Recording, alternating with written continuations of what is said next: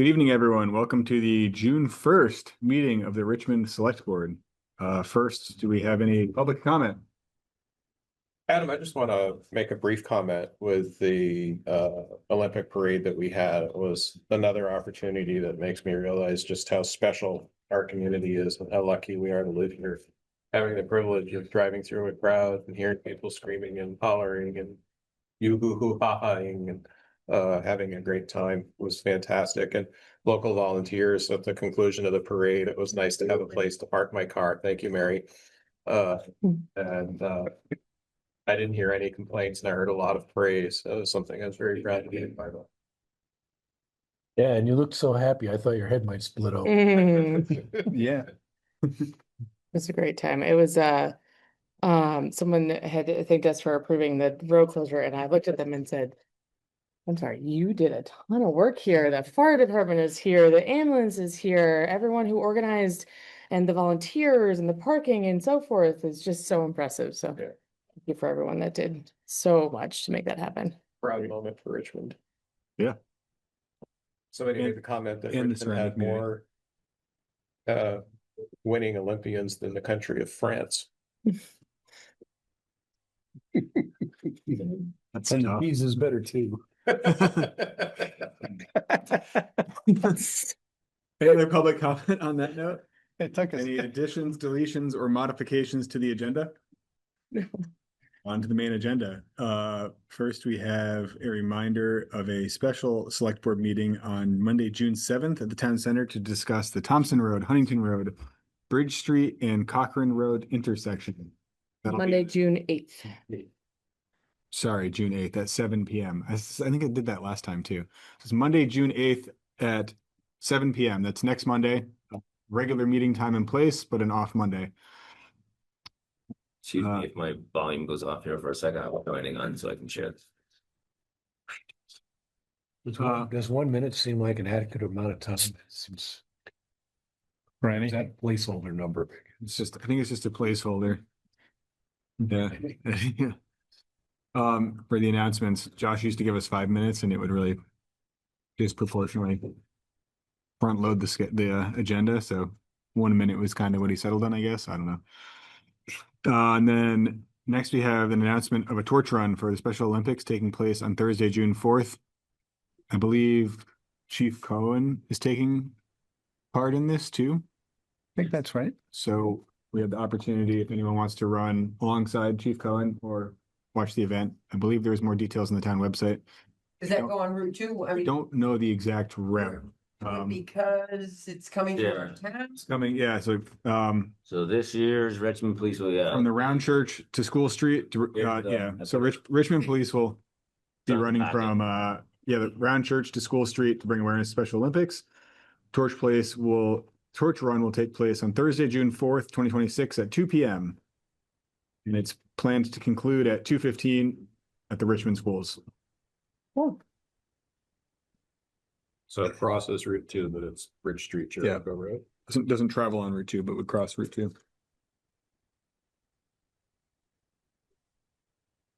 We have another date setting for a special meeting. We have a consideration of setting a date for a special meeting to receive public feedback on the draft Andrews Community Forest Management Plan. That management plan is available. I believe it's available in the packet.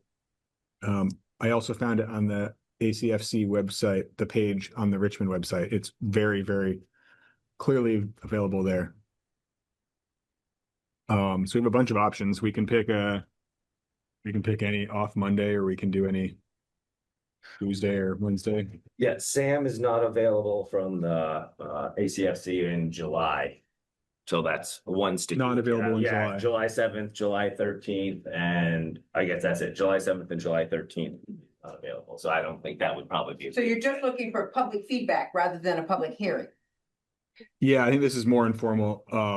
We would hope people would review the plan, come in with questions, suggestions, critiques, all of it. Your public hearing later. There will on. be a public Yeah. hearing, but this is not that. Yeah, we're going to try to do it in a multi-step process. So the stakes are a little bit lower. We can get more of a conversation versus a hearing going, Thank you. was the thought.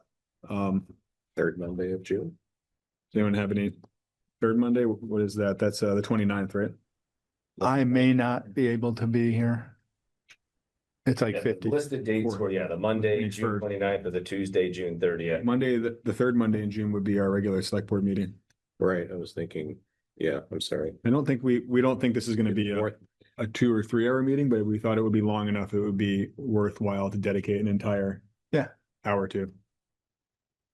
Yeah, so the fourth Monday is open. 29th. Yeah. Yeah, I think I'm- the 29th, this is Sam, co-chair of ACFC. The 29th or 30th, I think would work pretty well for us. Okay. Checking in with some other members from the committee and my own availability. I think either of those dates would work. Pick one. I'm indifferent, so whatever the rest of the board would like to do. Mondays are better for me. Tuesdays are sticky. Would everyone like to do Monday, the 29th? Sure. That works. That work? Would someone like to make a motion that we set that date? This is Caitlin. I move to hold a special select board meeting to receive feedback on the draft Andrews Community Forest Management Plan at 7 PM on Monday, June 29th at 7 PM. Mrs. David, I'll second. We have a motion and a second. Any discussion? All those in favor? Bart, I. Caitlin, I. Greg, aye. David, I. Adam, I. So we will see everyone Monday, June 29th at 7 PM in this room. If you have any questions or comments ahead of time too, you can feel free to send them to either the ACFC board or to committee or to the select board or both. If you cannot attend. Next, we have consideration of a request to close Pleasant Street on Sunday, June 28th from 4 to 8 PM for a block party. And I think the formal request is included in the packet. Can you pop that up for us? Yep. Duncan? I think that, This is an annual request. this one's not actually. It isn't? This is similar to the, They do Halloween every year. Right. yeah, this is similar to the request for Tilden and Baker Street. But this is this would be Pleasant Street's first Pleasant Street. I'm sorry. year doing it. When I read it, it was. It being a dead end street, I can't see anything objectionable about it. They have a long history of managing that on Halloween. Yeah. Yeah. If that's what they want to do, as long as the fire department doesn't have any major grouse about it, then. I'll support it if there are homemade cider donuts available. I don't know if we're invited. I know with the other block party, they're, They- not to be exclusive, but they try to keep it to people that are on the block so that it doesn't turn into a too lively of an event. How's that? So Adam, this is David. Move to close Pleasant Street on Sunday, June 28th, 2026, from 4 o'clock PM to 8 o'clock PM for a block party. This is Bart, I'll second. Any more discussion? All those in favor? Bart, I. Caitlin, I. Greg, aye. David, I. Adam, aye. Next, this is a much more open-ended. So we had kind of, the agenda item is discussion of goals and projects for the select board for the next year. This is an idea that I did not come up with. It was, I brought it to the board, but it's from a few surrounding towns. We have a meeting once or twice a year with surrounding select boards or city councils. And they had, one of the ideas that a lot of them had pitched was to discuss a few items that were kind of a policy priority for that year. Just, obviously there's the day-to-day stuff that we have to focus on, keep the town working, things come up, we need to work on all that stuff. But we could pick one or two things that we thought would be worthwhile of extra focus. So if we did have extra time, or we had, a meeting with less time, or we had any direction we want to give committees, we could kind of emphasize that. And the recommendation was, and this made sense to me, was to pick something that was prominent in our town plan, or was an issue that was facing the town that had was drawing a lot of public attention. So it was something that we could easily bring awareness to the town and get people to show up and talk about. Greg?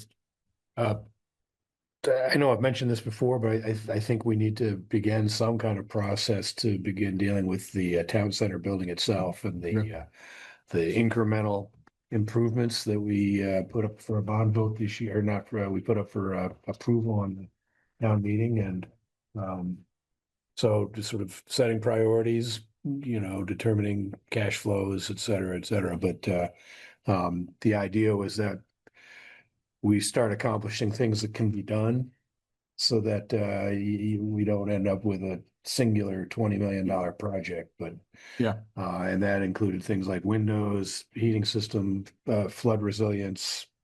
And I expect that that there may be other issues. There is money available in the town center Catholic Reserve Fund that could be applied to some of these projects. I know that's shared with the library, and so we want to be prudent about that. But I think I think some small investments in this building now would forfend the need for larger repairs down the road. Agreed. Somebody mentioned the masonry earlier. That's the kind of thing that probably ought to be tackled now and not saved for a big global project 10 years from now. Yeah. And that's W on the agenda as well, too. We do have that list of Oh. kind of project things on W. Yeah, that seems to be a perpetual policy emphasis of the board, just by function of we're here every day. So I've been it's approached by people who are, are want to see something happening. And I agree, knowing the history of the building. I didn't scroll down that many pages, but anyhow. Anyone else have any thoughts? I know that there was one thing that seems to continually come up in discussions with every member of the community that I run into, and that's housing and what the direction of that looks like in Richmond. More recently, a bunch of people have reached out and talked to me. There's a bunch of ideas that they had. Seems like something that's directly linked and was really heavily emphasized in our recent town plan. And it's a challenge, and it's also been emphasized at the county and the state level too. So taking that down to the select board level, we could, I don't think we're going to solve the housing crisis, even in Richmond, or housing challenges, but we could emphasize that and explore our options or call on committees to explore options for us, because ultimately our time is constrained, usually be a nice way to put it. Well, I do think we want to educate the public on some of these various funding mechanisms that have been brought up. I know I was approached by Connie Van Egan about this issue to just discuss the nuts and bolts of housing project finance. Yeah. But she also included in that I think the housing committee is looking at town-owned land to explore the possibility of any of that's appropriate for housing development. So yeah, I would be supportive of that as an area to begin looking at. Bard. I think that makes sense. There's not a whole lot of town-owned land that is even viable for something, but I think it's a reasonable thing to do. And I was just going to point out, we actually do have a committee, so I think it maybe is joint work with the committee to bring them in and say, what's your sort of overall plan? And how do we move forward? And Connie's hand is up. Go ahead, Connie. Oh, Thank you all. Connie Van Egan from Richmond. I'm the clerk of the Housing Committee, and we've just recently completed a strategic plan for our committee with input from the Planning Commission as well. And I just think it would be extremely helpful if the board, and I'm hoping I speak for others, but I definitely speak for my perspective in that it's great to have time dedicated for the larger view. You have long agendas and they're all really important pieces, but it's nice to make space for thinking about 5 years from now or 10 years from now. So of course that's the span of the housing committee's view in any case, but I'd really support this suggestion that there's time dedicated to think about key issues in the town plan and how to move them forward. Thanks. I guess I don't entirely know what that policy emphasis or looks like, but seems like a challenge that we face statewide, townwide. Thank you, very cool. Yeah. I think one of the things that needs to be stated at the forefront of this housing meeting and looking at town land is, what is the ultimate outcome? Does the town of Richmond plan to sell the units to the individuals, or are we going to become landlords? That's pretty big. Yeah. That's pretty damn big. And we don't have a lot of town land that is available that isn't in floodplain. Right. The pickleball court set up there, and there was, everybody wanted that for housing.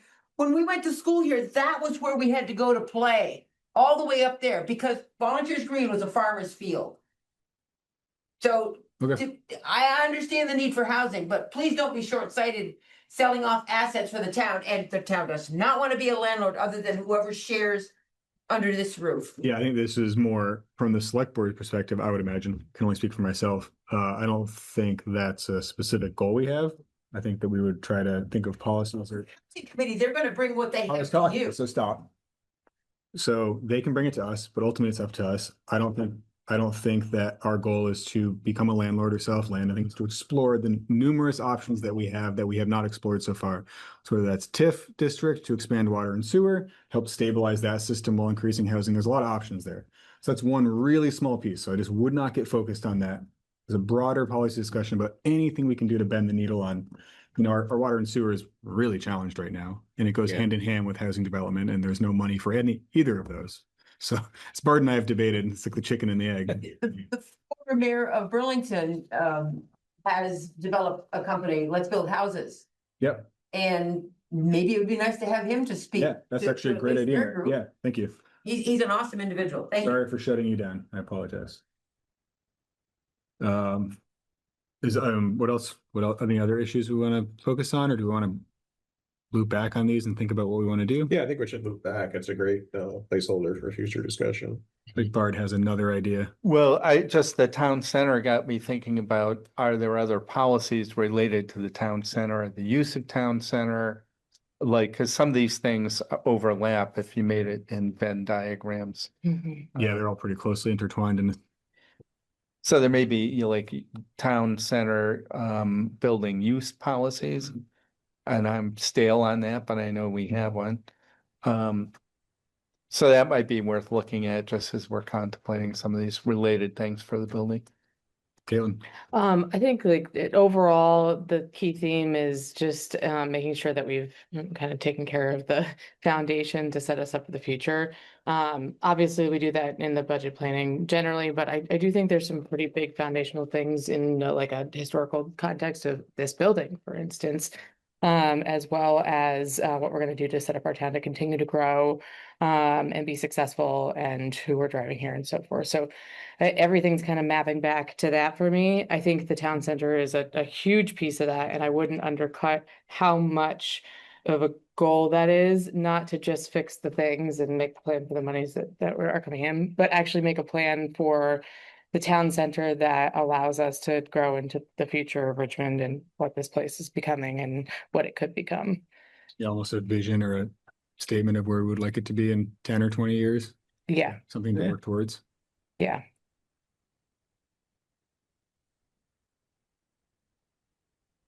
Any other ideas, or are we ready to think on that for a couple weeks and come back and?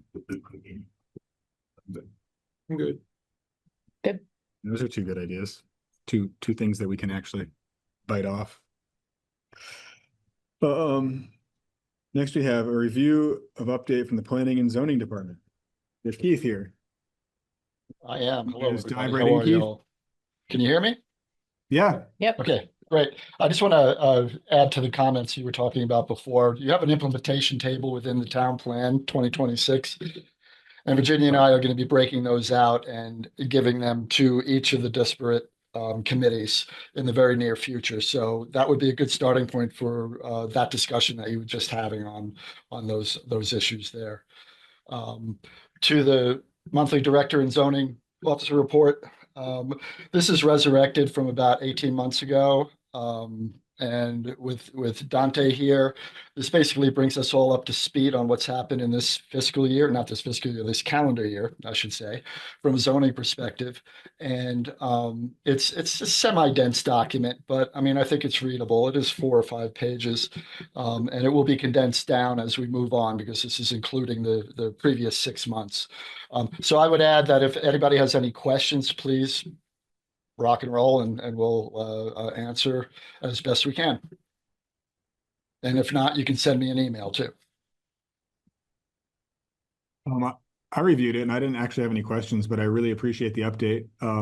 It was dense. I imagine it'll be less dense when it's a monthly or, even bi-monthly update as opposed to 6 months.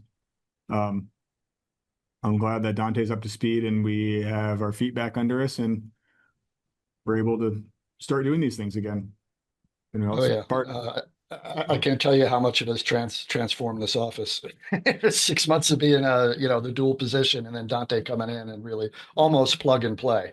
That's But great. it's been a really good hire up to date. So Awesome. I just had a question, and I didn't see it readily here. Given the sort of discussions at the legislature about ADUs and infill, have you heard of any interest or potential permits about ADUs, accessory think- dwelling? Yeah, I mean, we've had a lot of inquiries about infill development, to be honest with you. We've had some, obviously. Matt Parisi has done quite a bit of that, which is welcome. One of the issues that we have with infill development, obviously, is the state mandated the fifth of an acre density issue, is the lack of land coverage or the amount of land coverage that could result from these infill developments and the stormwater and erosion and sedimentation issues that are happening. Now, at the Planning Commission, we are promulgating rules for that right now. They may be controversial. We're focusing on low impact development, so you don't have to have an engineer. But we do want to get some type of rules in place for stormwater and erosion and sedimentation on infill development. As far as the legislation goes, no, I haven't really paid much attention to that. I usually react to it as opposed to follow it, to be honest with you. I have so much on my plate. I know Dante keeps up with that. And does update me on some of that. I know they're getting rid of some of the tier 3, or they're contemplating tier 3 rules and the road rule and a few other issues. But beyond that, Bart, I'm not quite sure what is going on with infill development. Yeah, I was really focused on the ADU question and whether you've received much in the way of interest or permit requests. Yeah, a little bit, not a lot. I mean, it's just so expensive. I think we've permitted one single family dwelling all year long. Wow. Yeah, and we had well, if you look at the charts, I believe we had 14 dwelling units built last year. We have one this year, so it's not good. That's tough. Yeah. That's not surprising, but that's tough. Yeah, I mean, interest rates and cost of materials, Labor. land. Thank you, Keith. Yeah. Yes. I mean, not for Sure. you don't control that. So No, I don't. thank you for the update. Yep, absolutely. Next we have My God. an update in Chittenden County Regional Planning Commission's Unified Planning Work Program project to study the Jolina Court, Railroad Street, and Bridge Street intersection at no cost to the town. Yeah, and I can speak to this. Perfect. I was going to say, I was going to ask Josh, but Yeah, this is a request from my office. I can read out the memo. Yeah, I've had this on my radar since I began as your director of planning and zoning, knowing that we have to do a build out study, not just for Jolina Court, but for Railroad, because there's 3 lots in the back behind the emergency center there that is ripe for development. So I want to get ahead of this issue. And I'd like to understand what the level of service is currently and what it would be at a moderate to full build out. So a level of service is basically what is the safety for vehicles and pedestrians for the most part? How does traffic move? It's a tough intersection there. You have the railroad, and obviously I'm preaching to the choir on this. I'm aware of that. But it is a difficult intersection to the term is to bang a left out of Railroad Street or out of Jolina Court. Those are all difficult maneuvers to do without any controls in place. So I want to get a handle on what's going on with that. So that's the result of this UPWP request. perfect. And then when would we expect a report?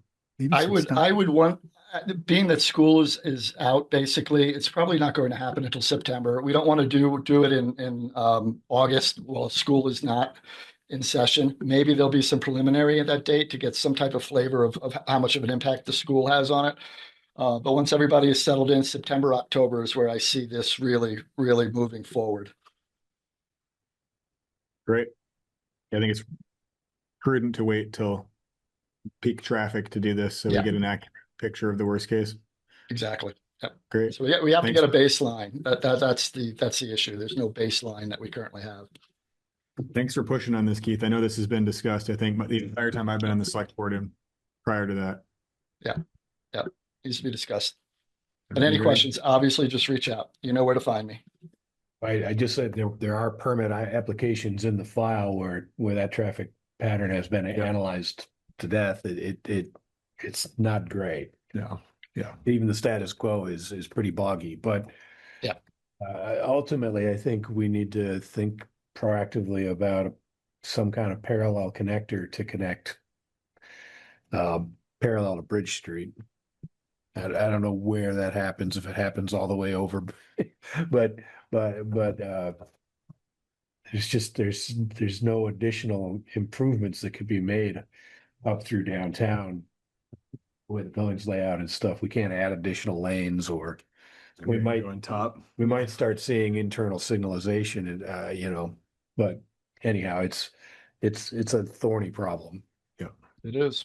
Yeah, I mean, we did the studies with the complete streets, not necessarily a traffic study, but a safety study, obviously. That's what complete streets are for. And unfortunately that didn't go through. So Great. Thank you, Keith. Yep. Thank you.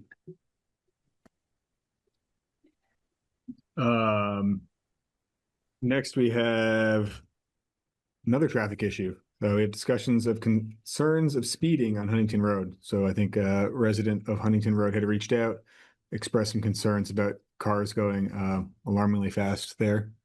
I think the area of concern was, I remember right, it was, as you go over the hill out of Richmond, between the two Hillview connectors, you start to go down towards Hillview and then by Birdseye. There was reports of cars going, I don't know if there was actual measurement devices used, but, anecdotally 60 miles per hour plus. There was a request to change the speed limit. There's a little bit of an update on that. I think we had done a speed study and lowered that speed limit from 45 to 40 approximately a year ago. Do you recall, Baird? We had not ever, it got lost in the shuffle and we never re-signed that. 2022, I think. 2022, so much more than a year ago. So that's the date of the report that was in our mail. So we so that somehow that got missed. I think we had done a bunch of re-signing that year and that one section got missed. So that has been lowered to 40 to be The actual speed limit. congruent with the actual statutory speed limit that we passed. In Highways Defense, that was presented to the Works project, but we had a couple floods. Yeah, a lot of stuff has Kind of happened. walked I mean, I their think memories. there's been a lot of reshuffling of speeds, so it doesn't surprise me that Yeah. one. So it's got missed. embarrassing and I'm sorry it happened, but it wasn't. It's not malicious. It's Yeah. just There's a difference between excusing and explaining. This isn't an excuse, it's an explanation of why it happened. so I guess I don't know, does anyone have any thoughts? I know that there was a request to reduce the speed limit to 25 as well. Our process for setting speed limits is generally not the select board just setting a speed limit. We would conduct a speed study and then take the recommendations of that speed study heavily into account, unless there was some serious mitigating circumstances that made us post otherwise. Pardon. From my perspective, because I drive this road in some regularity. At what speed do you know? It's funny because I brought this up in a previous meeting. I said, I think it's 45. And somebody said, no, it's 40. I know I saw 45. You're both right. Yes. And both wrong. But I observe that in the time I've been here, the volume of traffic coming down that road and back and forth around school and work is significantly increased. And the tension on some of these has always been between the people who want to get through that area quickly as they commute from one place to another, and the people who live there who want it to be safer and slower speeds. So I think this is sort of a classic case study of that. We've run into this before. The people who live in an area want vehicles to go slower, and the people who are just passing through want to go as fast as possible. And this is very analogous to the Heinsberg Road issue, kind of at and around Faye's Corners. Mhm. A similar road is Connector Road. Gets a lot of traffic, significantly more traffic now than even a decade ago, I think, Mhm. when I moved to town. And we were hoping to get a traffic count. It's not a speed study and all that stuff, but just a traffic count on the cars coming through or down Huntington Road before school lets out through CCRPC. And I don't know if that's actually going to happen, but that was the ask. Yeah. It basically is send an intern over there for a day. Mhm. So Seems like we could automate that. I don't understand how that doesn't. yeah, I'm not an Not- expert on the not here traffic either. counts and how it happens, Yeah. but like, that's Yeah. one of the things I think we want is traffic counts, even though it doesn't answer every question, it's data that informs like So I guess what's going on. as far as setting the speed limit, if we were to try to reevaluate that, and we have reevaluated it relatively recently in the scale timeframe relative to the timeframes we normally reevaluate, there's a good chance that that speed study would recommend a higher speed. And there's always a chance that it recommend a lower speed. Just speed study doesn't always tell you to lower the speed limit. So I would be cautious seeing that as a solution. And then the other piece of that is that I think we've repeatedly talked about how speed limits don't necessarily impact the speeds at which people drive without significant and continuous enforcement. I think that's probably the solution. So physical changes to the road, I think fog lines, things that are physically change the road, so fog lines or windier roads or speed humps or any of those things are kind of what is needed to change the speed at which people drive if you don't have continuous enforcement. I don't think this road being a connector and being not in town is, can only speak for myself, is a candidate for speed humps. But I speak for myself. We had correspondence from a constituent who suggested that, and I think they compared that to the village of, Huntington Lower Village. And, there the posted speed limit is 25. Yeah. And even at 25, you're nuts if you go over the speed hump going 25. I don't think speed humps are practical if at 40 or 45 either. I wonder if maybe now that we have a fully staffed police department, if there's some kind of soft enforcement. Well, We have a more staffed. police department. Hey, staff. Hey, staff. If there were the potential for some kind of soft enforcement effort or something, Yeah. not necessarily resulting in heavy fines, but sort of pulling people over and saying, hey, slow down. Yeah. I don't know. I know there's the speed sign we have, it's portable. I think it's effective if it moves around. If Yeah. in one place for too long, you It's kind of scale. tune it out. Yeah. It's on Jericho Road right now in a pretty effective spot. I've caught myself going like 29 and the 25, and it's a good reminder. I know. You have to be honest. It's everyone. I think everyone kind of gets in that. 25 is very slow, and it's slow for a reason there. And so you come up 29, quick reminder. Oh, there's kids here. There's a town. Slow down. So it's effective. We could do the same thing over there. Yeah, especially if we have the equipment. Yeah. Yeah. No, I know that's probably not the solution the residents are looking for, but I ultimately, I think that probably targeted enforcement and it's probably the best we can provide at the moment. And my fear would be if we recommend a speed study that it would recommend that if we were to commission another speed study, the speed study would recommend we raise the speed limit, and that would be, I don't think that's the outcome the residents are looking for. It's not necessarily the direction the select board wants to go either. So, being a main connector road that is relatively straight outside of one or two turns, there's a good chance that that doesn't give us the recommendation we would desire. Does anyone else have any ideas?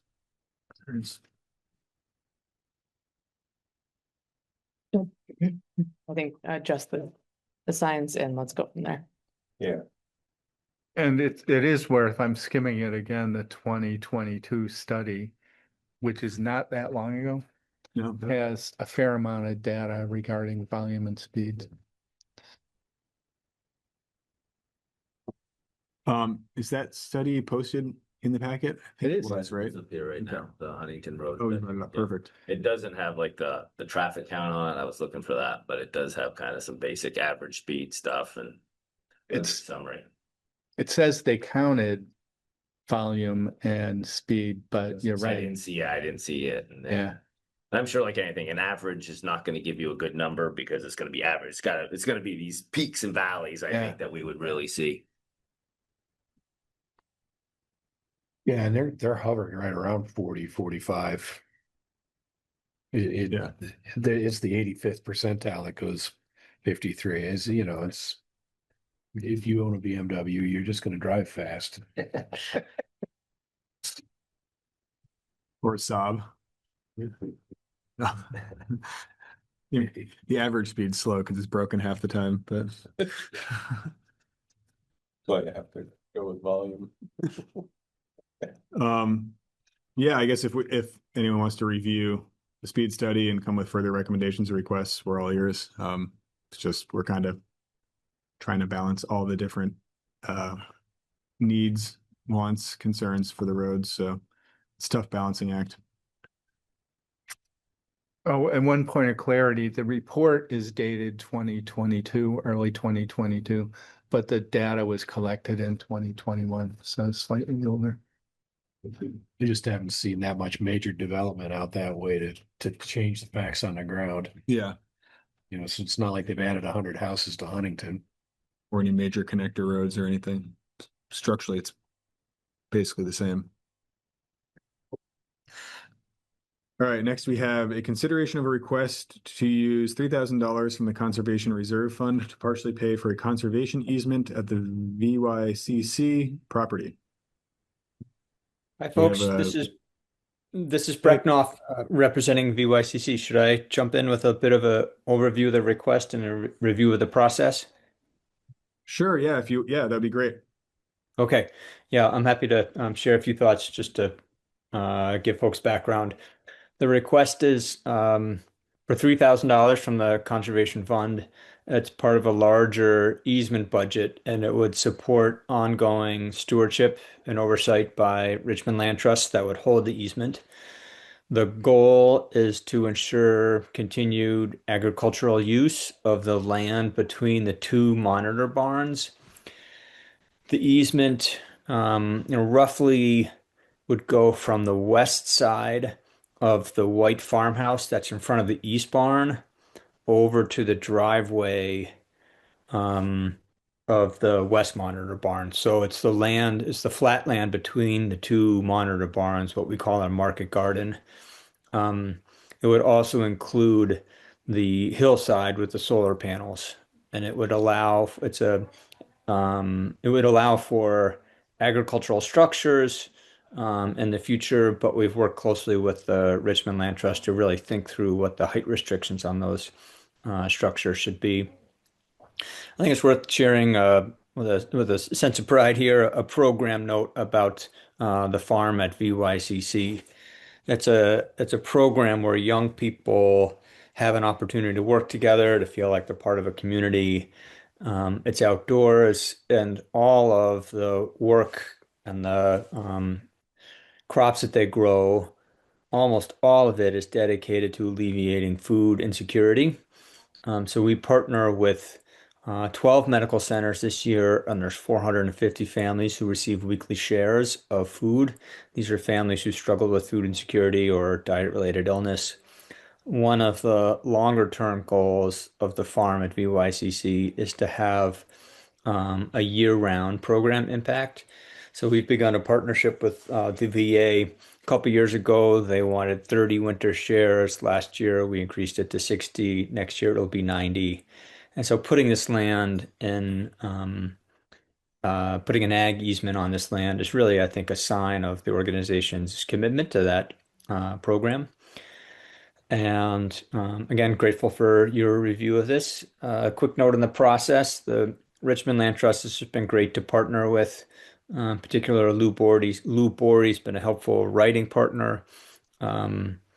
We submitted the grant to the Conservation Commission, and Sam and fellow commissioners reviewed that a few weeks ago, endorsed the request, and now it's come to you all for review, discussion, and hopefully approval. So I'll pause there. Sam, I know you're on the call. I can't see if Lou's on the call, but Sam, if you want to add anything, I'll pass the mic over to you.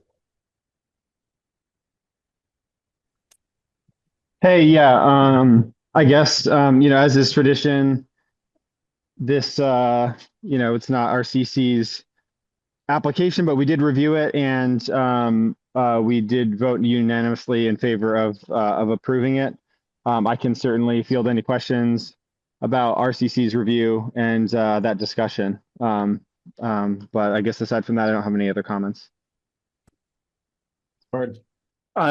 This is Bart, just a question of clarity for those citizens who are not as immersed in conservation. Looking at the project budget, could you explain what stewardship means? The other ones, I think, the other items in the budget are, I think, self-explanatory. Yeah, I can try to reiterate some of the points that Lou made in that meeting, but is Lou on the call? He's here. I'm here in person, Brett. Oh, you're here. Okay, great. Well, Lou, I'll let you field that question then. Sure. Lou Borey, Richmond Land Trust board member, and I've been working with Brett on this project and this conservation easement. Richmond Land Trust requires a stewardship contribution whenever it is acquiring a conservation easement that is going to hold in perpetuity. And typically that stewardship contribution does come from the landowner when the easement is a donated easement, which it is in this case. BYCC is donating an easement on this 4.5 acre parcel of land. And the purpose of that stewardship contribution is to cover future stewardship costs of the property, which include annual monitoring, things like marking boundaries, sometimes replacing boundary pins that have been disturbed. And then occasionally we are required to, take some kind of action to deal with a violation of the easement. And that can vary from, tree cutting to trail building to encroachment. So in fact, we have had situations where a landowner has essentially treated a part of the easement as their backyard and, disturbed the boundaries. And generally those types of things are, resolved voluntarily, but we have had to resort to legal action on occasion. And in fact, we actually purchase conservation easement insurance, which is offered by a company called Terra Firma. And the purpose of that insurance is to provide a legal defense fund in case, there are situations where we need to actually take legal action to enforce an easement. And we pay something like $2,000 a year for that insurance premium. So all those things are stewardship costs that we incur. And just a couple other things that conserving a property like this, any property is it's a big responsibility of the land trust, and we take it very seriously. And that's why we have established this dedicated stewardship fund so that, we will always be able to make sure that the easement is upheld in perpetuity. This particular parcel of land, we've actually been trying to conserve for about 25 years since we initiated the Monitor Barn project in the late 1990s. The purpose of that project was to conserve the agricultural landscape surrounding the two monitor barns. This is probably the most prominent piece of that landscape right in between the barns. And so that's why we've been kind of had this in our sights for a number of years, and we're grateful to BYCC for giving this easement. Thank you. Answer any other questions. I hope that answered your question. Thank you. Yeah, hi Lou. I guess I have two questions. The first one is, it seems unique in my memory as far as activities of the land trust to create an active agricultural property, and perhaps I'm wrong. I don't know. Is this kind of a first for you guys, or To conserve agricultural land. yeah, an active production? We have several other parcels that are in agricultural production. We have several hay fields, a cornfield. That's on Johnnyburg Road. That is planted by the Verberg family. It's across the river from the Verberg farm, but they planted the corn. And so, it is one of the main goals of land trust is to protect agricultural land, and we've been able to do that with several parcels over the years. Yeah, I mean, this is really set up for production of the hoop houses and everything. The other question I had is just it seems like the boundaries of the easement sort of pass through the newly constructed stormwater facility. Is there some kind of crosswise agreement or something that allows that to happen, or? Well, yeah, it does. It actually, the boundary of that new stormwater pond is just on the very edge. I mean, it's inside the easement, but it is right on the boundary. And the easement language recognizes that stormwater, constructed wetland, or gravel wetland, I think it's called, as a current use of the property. And so, what we do with every conservation easement, we prepare a baseline documentation report with photographs and description of the property so that it establishes what's there today. And then, those uses are allowed, and then any uses in the future have to essentially follow the guidelines of the easement. But that in particular is allowed use. Yeah, it's exciting to see the East Monitor barn restored. Yeah. And to see the rest of the campus sort of being tuned up. I mean, for those of us who worked on the West Monitor barn project, that was a big dream a long time ago, but to see it sustained like this and to move on to pick up the second barn and the outbuildings, it's a big plus for the community, I think.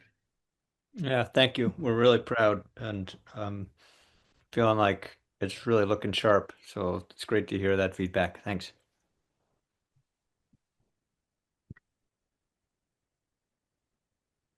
Any other questions? You ready for a motion? Is So I'm gonna be Bart- next. I I may move not say to anything. I move to approve the request to use $3,000 from the Conservation Reserve Fund to partially pay for a conservation easement at the Vermont Youth Conservation Corps VYCC property. This is Caitlin. I'll second. Any further discussion? All those in favor? Art, aye. Caitlin, I. Greg, aye. David, Adam, aye. Thank you. thank you. Yeah. Thanks. you. Thanks BYCC for working with them on this. I think that's an important piece between the two barns to have conserved. I think this map is compelling unto itself Mm-hmm. when you think of how it fits into the surrounding property. Thanks so much, everybody. Thank you. Thank you. Let's see. Next, we have consideration of Richmond Racial Equity's request to hold a Juneteenth celebration on the town center lawn on June 19th, 2026 from 3 to 4:30 p.m. Do we have anyone from Richmond Racial Equity who would like to speak to this?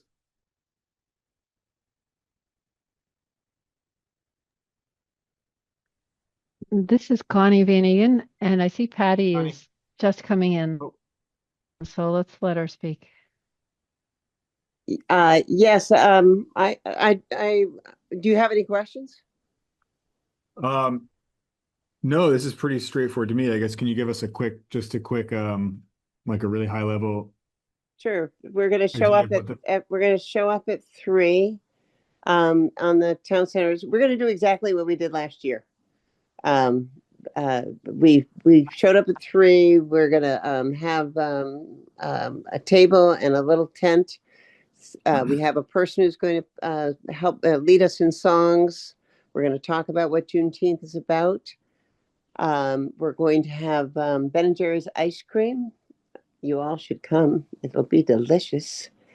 And we'll be done at around 4:30. It's a celebration of this national holiday.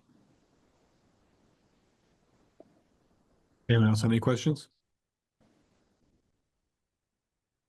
Would we like to make a I'll motion? make a motion. This is Greg. I move that we allow, I'm looking for the applicant's name, Richmond Racial Equity. Richmond Racial Equity to have a Juneteenth celebration on the front lawn of the town center on Friday, June 19th, between 3 p.m. and 4:30. This is David, I'll second. Bard? So this is Bard. You know, I intend to vote in favor of this, but I'm going to observe it's not without some trepidation given precedent for other groups, since this is not the select board's event. And my memory of constitutional law decades ago is that when you establish precedent for one group, you've now established precedent for other groups, with which we may not agree. And I'm silent as to whether we agree today with Richmond Racial Equity or not. But as a public property, that is the implication. I just want us to go into this with our eyes open, if that makes sense. May I speak to that? Yeah, go ahead, Betty. So we are celebrating, I think you can kind of, I don't think you need to think about this as Richmond Racial Equity. I think what you need to think about is that we are there's going to be a celebration of Juneteenth, just like we have a celebration of the 4th of July at Volunteer Green. We're going to have the celebration of a national holiday on the town, at the town center. So this isn't like Richmond Racial Equity is doing some kind of they're getting to use your lawn. It's a little different. It's a little different. This is a national holiday that we are, helping to celebrate. There'll be many other people there that are not part of Richmond Racial Equity. So I appreciate that, but if that were so, then we might want to frame this as our event as opposed to their event. Yeah, I think that's That would be fine.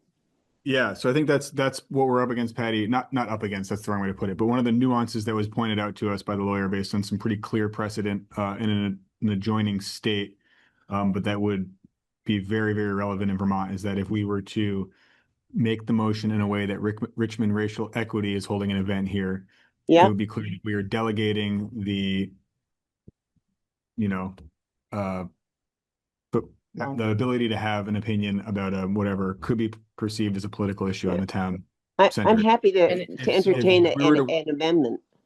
If we were to word the motion in a way to, the select board moves to hold a Juneteenth celebration, allow a Juneteenth celebration to be held in observance of a national holiday at the town center, that would be a significantly different motion because it would be the action of the select board holding the celebration. Then we could allow town volunteers to then put together that Would celebration. you like me to strike down my motion and consider it an alternative motion, or should I You can do that. accept a friendly amendment to the motion? I think either one works. I have a couple questions. First of all, I have a statement and a question.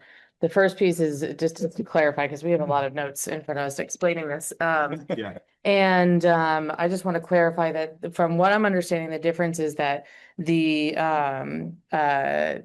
town center lawn, as we've discussed previously, is a not a public.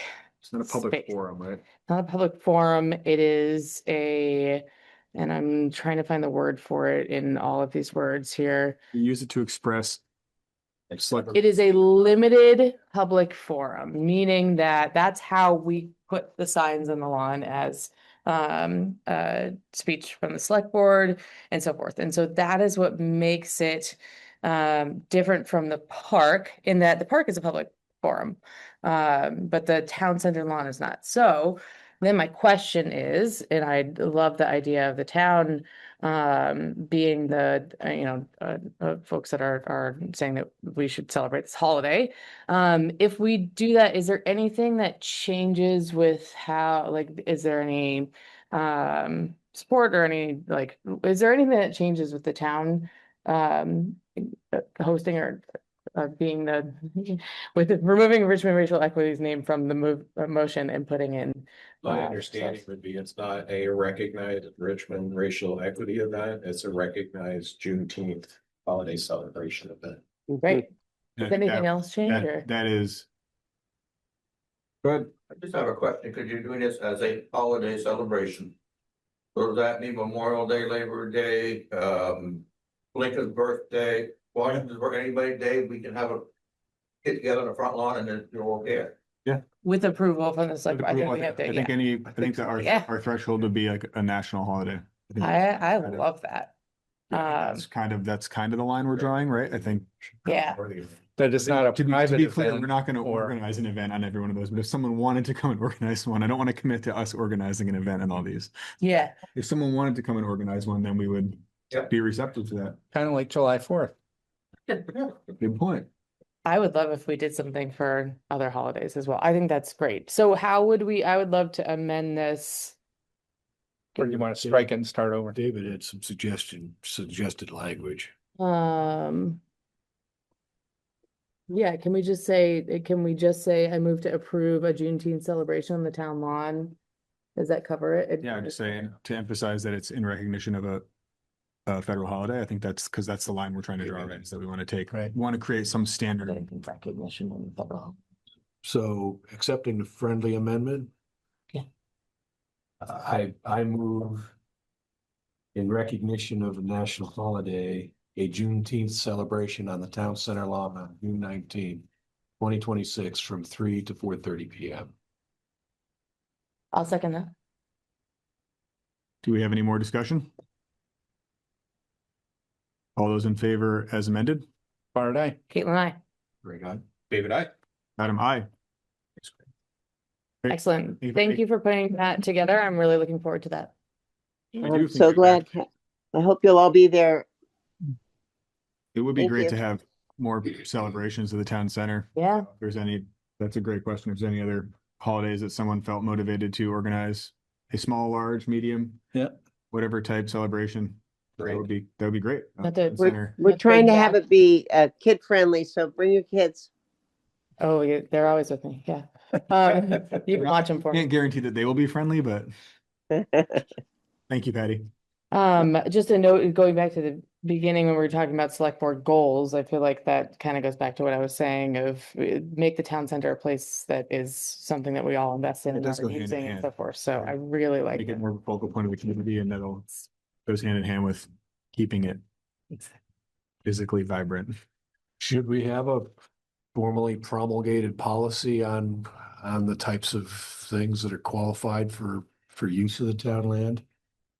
I mean, I understand Bart's concern implicitly. It's I think national holiday is what we just had said, and I think that's a good starting point. We can always consider other pieces to it if we needed to. yeah. That I don't think we wanted to evolve into a political forum. I think that people can do that on private property. I guess my personal opinion is that we just drew that line pretty clearly, so we're probably good, but I mean, No, I would love a policy, but I also know that I don't want to write the policy or put the time for that, so I don't want I'll to. acknowledge that what we did here just now was fine. But if you do want to put together a policy, Greg, I think that would be great when I review it. I just know it's writing a policy that, yeah, just add it to his list. Writing a policy that is vetted and all that takes a significant amount of time, I think, as we found out, so. Yeah. Without sticking your foot in the bear trap. Yeah, Understood. it's easy to write a policy. It's hard to write a good one, right? Yeah. Next, we have a consideration of a request to use the town center on Saturday, December 5th from 7 a.m. to 5 p.m. for the Richmond Holiday Market, with setup to begin in the evening, Friday, December 4th, Now, this is 2026. a repeat of an annual event, correct? Yes. Years and years. I think this event spans more than just the town center, right? This is a The library, the Richmond Congregational Church, and I don't know. That's it. I would also point out that, I have to, sorry. My wife made centerpieces last year. She made 20 of them and sold one and then gave 19 around to other vendors. So if you want a free centerpiece, you can sign up to be a vendor. Sorry, Lise. They were really beautiful. We got one at our house too. They were gorgeous. I did a lot of my Christmas shopping done at the market. It's Did you actually got some really nice mugs? I'd actually really love to see that evolve more, again, going back to town center usage. Adam, this is David. I move to approve the request to use the town center on Saturday, December 5th, 2026, from 7 a.m. to 5 o'clock p.m. for the Richmond Holiday Market, with setup to begin on the evening of Friday, December 4th. This is Greg. I'll second that motion. We have a motion and a second. Any more discussion? All those in favor? Bart, aye. Caitlin, I. Greg, aye. David, I. Adam, I. Look forward to another holiday market. Next we have consideration of approving a request to place signs promoting the Richmond Farmers Market on the town center lawn and in the town right of way. So these are two separate requests. One is to put the signs that promote the market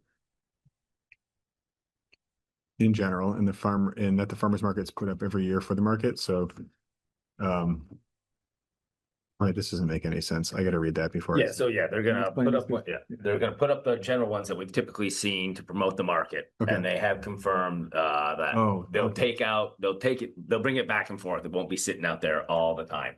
Gotcha. I mean, technically, it's supposed to be 2 weeks in front of an event, but because it's ongoing, Dante did confirm, yeah, you could kind of leave it out, but they said, no, we'll go scurry it tonight. It's Okay. probably not a big deal either way. The other one is parking signs that they're gonna want Right. to put so that they notify people there is extra parking here. So it's just a little, once again, sandwich board sign that says parking at the town center. So when Volunteers Green ultimately fills up, people see that sign as well. Does anyone have any concerns, questions? Yeah, Adam, this is David. I move to approve the signage requests from the Richmond Farmers Market to allow them to post a parking sign on the town center lawn on the Fridays when the market is being held, and to place a sign promoting the market on the town center lawn every day during the farmers market season. And we do want to add to that last part, David, sorry, town center lawn, Volunteers Green, and Cochran Road at Cochran's. That Okay. was another kind of late addition that we didn't get into the memo, but basically they'll have another similar sort of sign, just marketing it at Volunteers Green, and they've already checked in with the Cochrans, and it will Okay. be in the right of way at Cochran. So if you could amend that last sentence after town center lawn, comma, Volunteers Green, comma, Cochran Road at Cochran's. Okay, so I'm amending the motion and to place a sign promoting the market on the town center lawn, Volunteers Green, and Cochran Road at Cochran Ski Area. Yep. Every day during the farmers market season. Beauty. This is Caitlin, I'll second. We have a motion and a second. Any more discussion? All those in favor? Bart, aye. Caitlin, I. Greg, aye. David, I. Adam, I.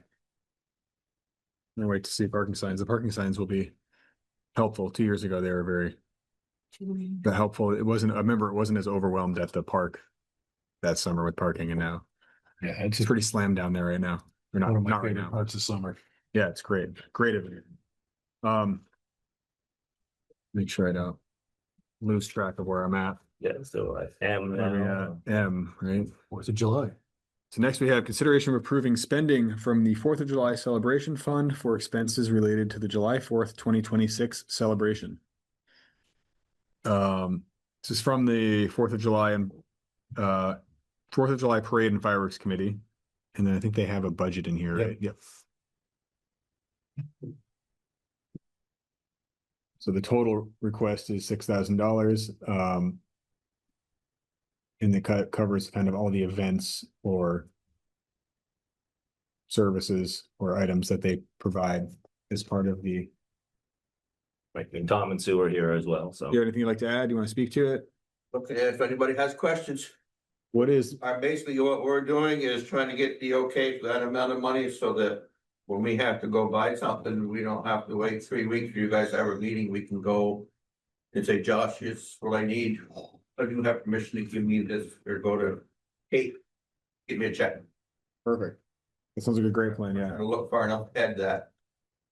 What is the miscellaneous in the bottom? Is that just to cover all the everything ancillary else that stuff? we come up with, Makes sense. I'm sure there's a lot that pops up in the Yes. month ahead. all the little incidentals that's like, oh yeah, we gotta go do that. Oh yeah, we got. Zip ties. You don't have that, so it's okay.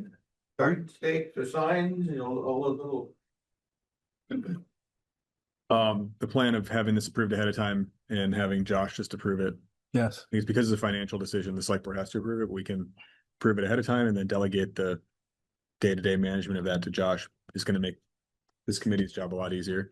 Yeah, We have money in the regular line item in the budget that exceeds $6,000 for this, don't we? But that's the fireworks. It's just the fireworks, Like, yeah. they would be raising a lot of their money as they already are. as of right now, there's like 48 or 5,200 in the account. Okay.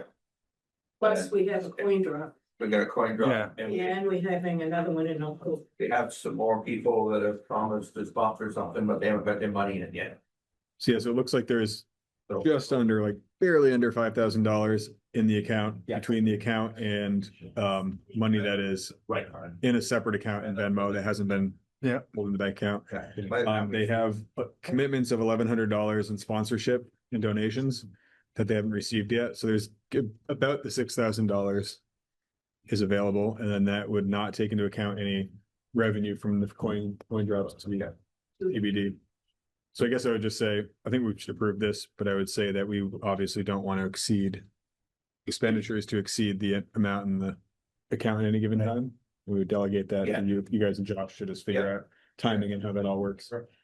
We'll say it. Yes.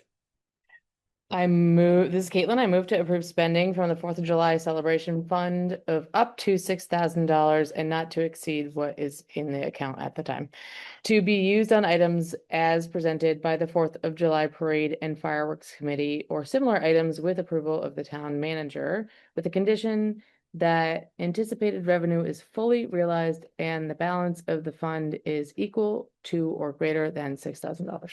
This is David. I'll second. We have a motion and a second. Any discussion, concerns? All those in favor? Bart, aye. Caitlin, I. Greg, aye. David, aye. Adam, aye. Thank you for biting off all this. Yeah. For yet another year. Thank you. Genuinely appreciate it. Yes. Yeah, really. 4th of July is definitely one of, I would say it's the It's biggest the event in best. town. It's been Yeah. flawlessly executed for a number So of. fun. Even with the turmoil behind the scenes, we would never know it showing up. Yeah, So you guys do a great job. and in case we get another car, if you guys would like to ride in a parade, that. You're all invited.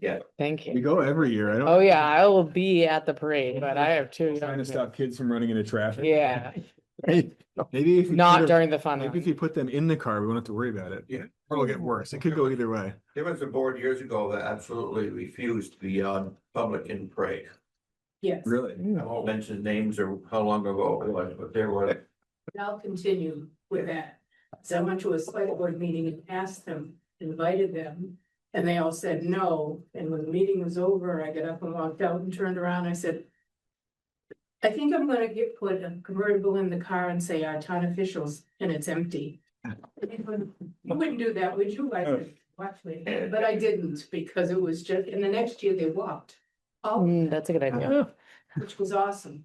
Yeah. Run. Maybe that'd be a good way to tire the kids out ahead of time, is to make them do the sprint ahead of time. Ride their bikes. Give them a job. I would do it if we all did. Yeah, Yeah. I would certainly do it if there's availability for my children to participate as well.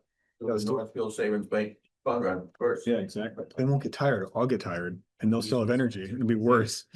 Anyway, thank you. The tail be Thank over by the you. time. We'll discuss our involvement. Hey, Igor. If you need a float vehicle, I have a big red truck. It's so important for our town. It is. Absolutely. Children.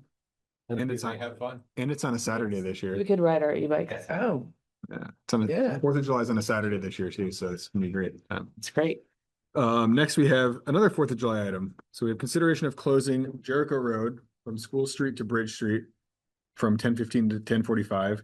Bridge Street, Thompson Road, and Far Road from 10:15 to noon, and Esplanade Street from 8 a.m. to 10 p.m. on July 4th, 2026 to allow for the parade and 4th of July celebration. I don't know. Yeah, yeah. This should be no. No, this one's What a guy.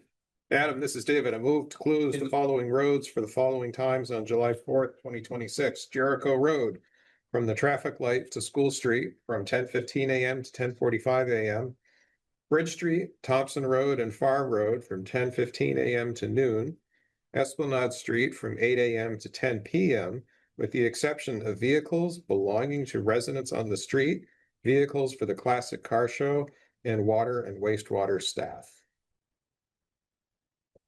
This is Caitlin, I'll second. I have a question. Yeah. There will be no car show this year. Oh, no car show. They- Okay.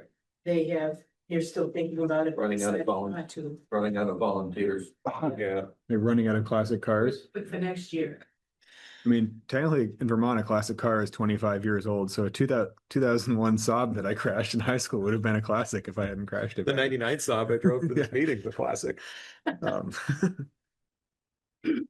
so I guess I don't think we need to amend it. If the car show happens by Yeah. chance, then we'll be good, but it sounds like that's probably not gonna happen. So we have a motion and a second. Any more discussion? All those in favor? Laura and I. Caitlin, I. Great time. David, I. Adam, I. Again, thank you. I think we committed to walking if we all do it too. I think that was kind of the. In the parade. As long as the children can bike. And hold hands and skip. Yeah, that's great. So you're gonna. Is it a quorum if we all hold hands? You're gonna skip the whole time, but you're not gonna jog, right? The skipping would be more tiring. Depends on how many are walking, how many cars we need. I need one for me and we need one for We'll take a golf cart while we're at it. Golf carts and one. one. And one We can car pick for your- grandmother. Boda. Okay.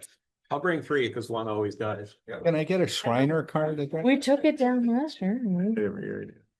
It's got a red triangle and I put vegetables in it. So it's farm vehicle. Ah. Next we have consideration of approving, this was not the last 4th of July.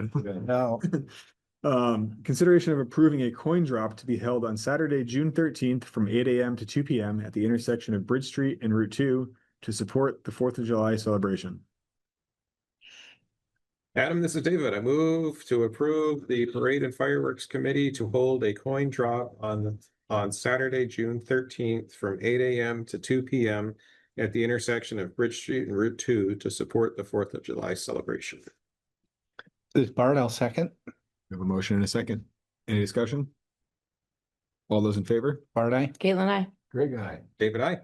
Adam, I. Do you need volunteers for that? We're always looking Always, for them. Okay. always. If there's anyone that would like to volunteer, Josh or will do it. Josh will do it. You know, Josh is out of town, I'm out of town. The whole family. Mm. Duncan and Josh will do it. They would definitely take volunteers. I'll try to see if my family can do it. We probably can't do the whole time, but it'll probably be an hour of setup or I something. asked my daughter to help. She's a teacher in Barry. And she said, Mom, I was 12 when this started. And she said, I would rather go to the dentist and have a teeth pulled. I went, thank you, dear. And she's got 2 sons. I second that. You just stand out there. The last time I did a coin drop, one of our kids was like 1.5 and he was really cute. I had him in a backpack with my fire coat on and Brilliant. I got more money in that 1 hour than like anyone else did the entire time. It was great. Because the baby in And I the. got thrown up on too, so it was good. You need to have a QR code on your boot because nobody carries cash anymore. It's true, Well, yeah. they do, you have the They have Venmo, yeah, so we have Venmo now, so that's, I think will be a huge help too. Oh, yeah. Thank you cards on the back will have the QR code so they can donate. Perfect. You kind of get in front of them until it beeps and then you. Is to eventually, for us to pay for the fireworks ourselves with money that we raised. But we need a few years. Yep. Yeah. We're starting anew. Yeah, Yeah. that's a And thank you for everything. you've That's a done. lofty goal, but that's great. We voted on that, right? We did. Okay. Next, unanimously. Next, we have consideration of approving the sale of water and soda by the Parade and Fireworks Committee at the 4th of July celebration. Adam, this is David. I move to approve the sale of water and soda by the Parade and Fireworks Committee at the 4th of July celebration. This is Bart, I'll second. We have a motion and a second. Any discussion? No. All those in favor? Bart, aye.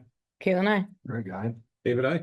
Adam, I guess the only thing I would say is I have heard stories from well behind before my time of the fire department selling $1 beers out of kegs before there was, and maybe That was a long time. I heard it was before the no alcohol policy, and it might have even been the reason for the no alcohol policy. Green, so Beers. Arguably, Budweiser is water. They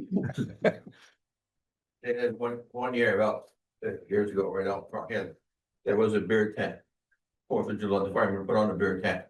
Actually, with the, had to put a fence around it, had to get permission, but there was one. Yeah. Roadmap. Like the fair, they still do it. If there's anyone from the fire department listening.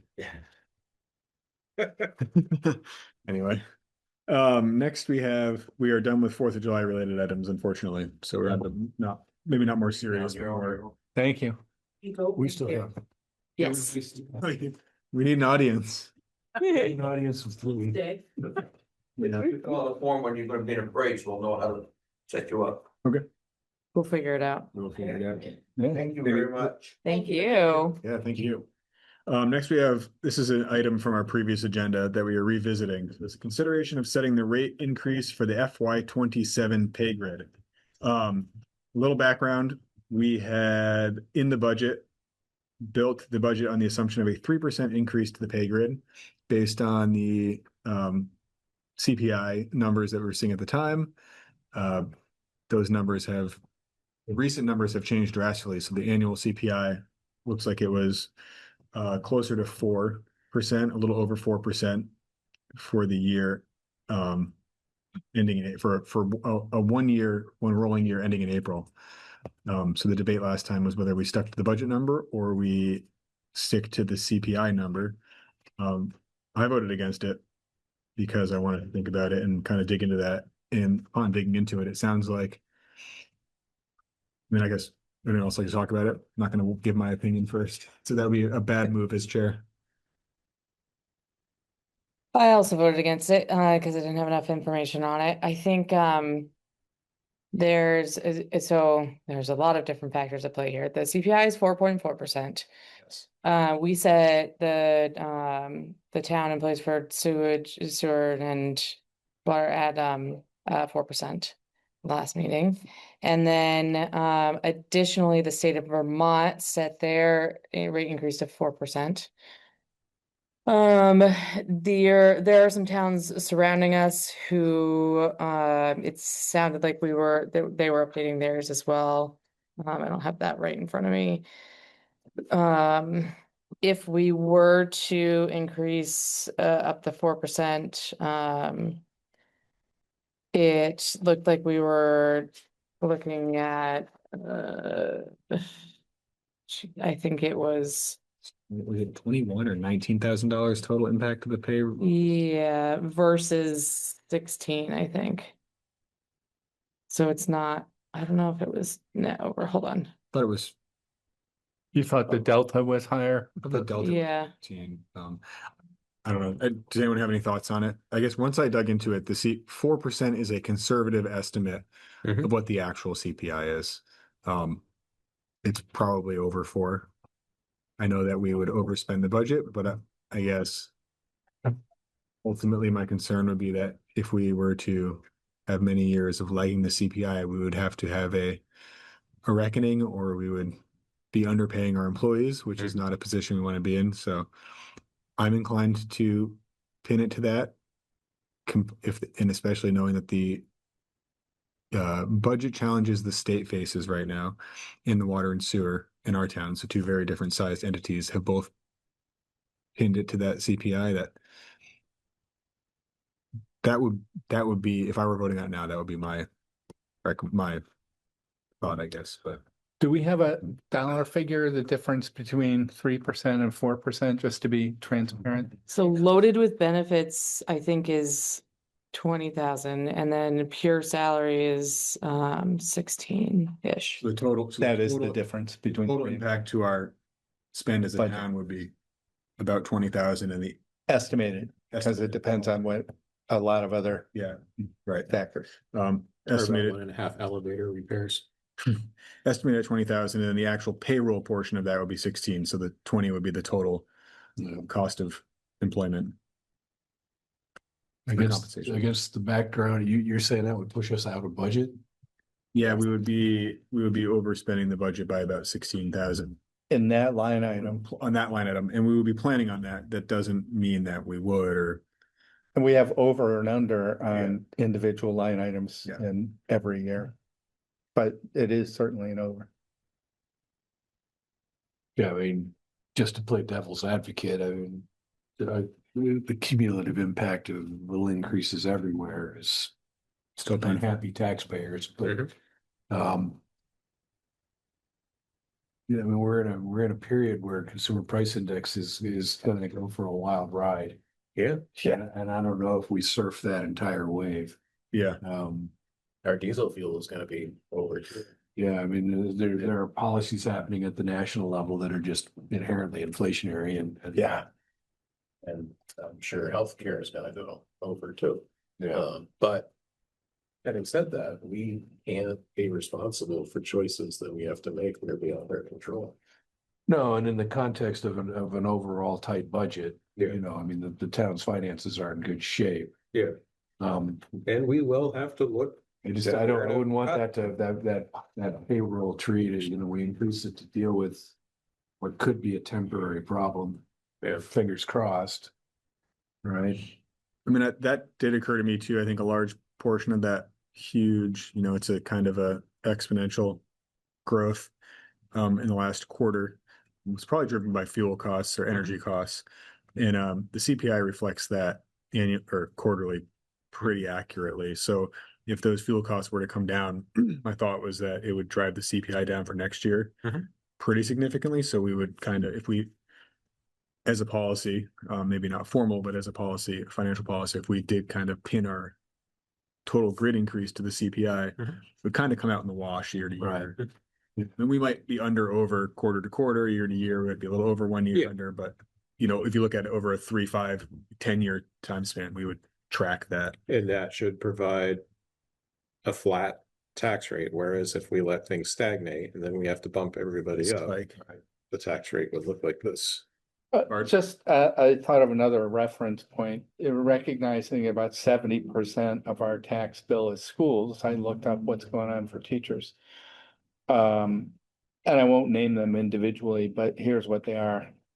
7%, 4.25%, 5.6%, 6.5%. That's just the starting. These are salary increases for Yes, teachers. for teachers. At multiple different school districts or? Each one of those is a different school district. Yeah. I'd have to see that in its context, because 7% seems overly generous.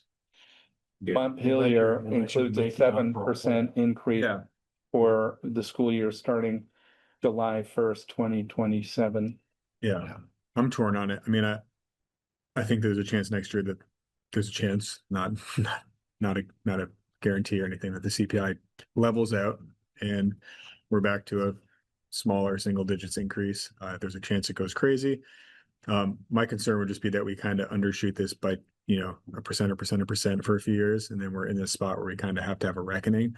And I know at the police department, that was kind of a shock this year. Yeah. And so while this is painful, we can budget for this annually. We can make little tweaks. If it turns into a 5-year or 8-year stack up of stuff, yeah, we're talking skilled labor sets, you know, I mean, we're investing in training drivers for the town road crew and stuff, you know, that we don't want them to train up and get their CDLs and then. Yeah, the cost of turnover is much more than the cost of this 1% too. Would it be prudent to say peg to CPI with an upset maximum or something? Say, expect raises to keep up with the consumer price index, not to exceed 5% or something. Yeah, you know, because I counter to your rosy scenario. I mean, if the dark clouds roll in, it would the citizenry who's gonna be paying for this are not necessarily realizing these kinds of benefit increases. Sorry. No.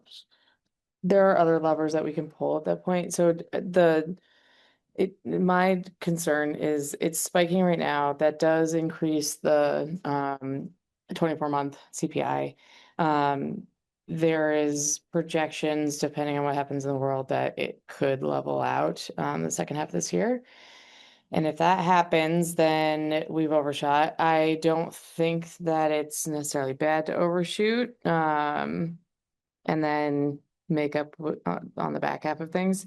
But I would just flag that we could be overshooting with what could happen in the second half of the year. There's also, it sounds like, a June 10th Northeast CPI release. I mean, I would be concerned if we start pinning it to the CPI that's not relatively close to our fiscal year.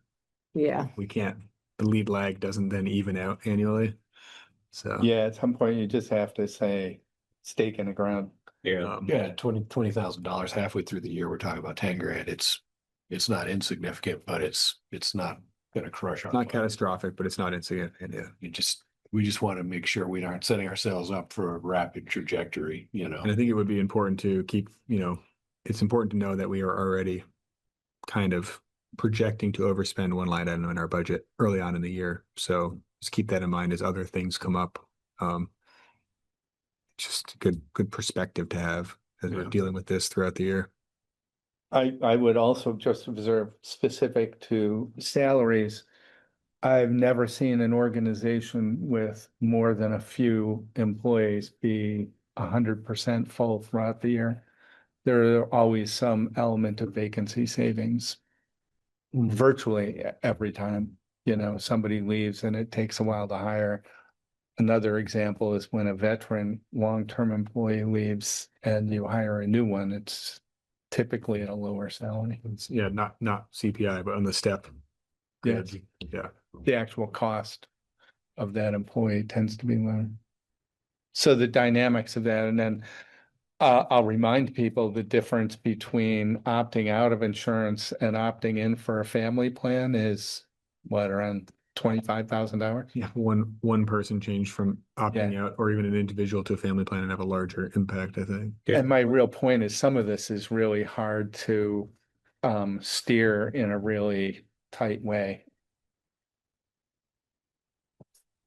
Yeah, I think again, like I said last time, my only hesitation is just other impacts as a result. If we spend 20K here, which I think is a great investment, as long as it's it ends up being in line with what is happening around us and with what ends up at CPI, where is that money coming from and what are we not spending? So there's a trade-off there. There's a trade-off there, and I don't think we know what it is yet, and I think that's okay, but that's why I'm sitting with this and taking time to talk through. Whatever I like to do. I do think that we owe Josh and crew an answer tonight. I don't think we have the option to punt it again.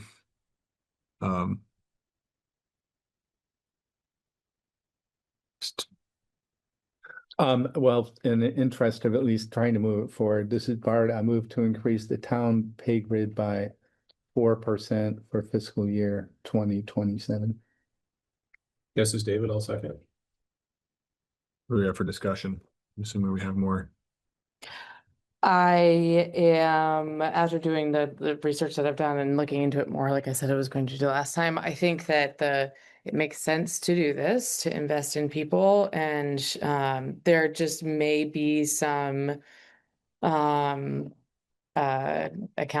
at the end of the fiscal year that we're having to do to make sure that either we're adjusting towards the next year appropriately with this change, or that we are budgeting, taking that from other spots in the budget purposefully. Do appreciate Greg's point that we should keep an eye on this, because if the CPI were to escalate to 5 or 6, 7% for a few years, we could be this would be a much more challenging discussion. We'd have to have a real policy discussion about how we deal with that. Yes. Again, I'm in favor of this for today. But I will say there's a lot of, there's a lot that goes into these inflation numbers. There's a lot that goes into salary numbers and the cost of living increases and how that actually works out as impacts to continued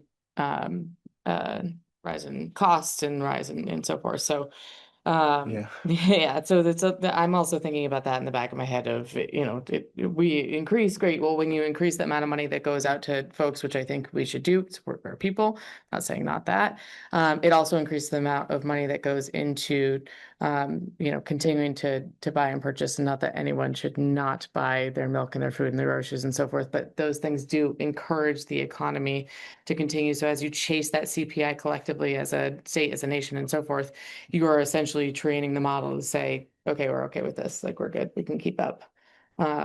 So these are the things that are happening in my head. I think at our local level, we should approve this today.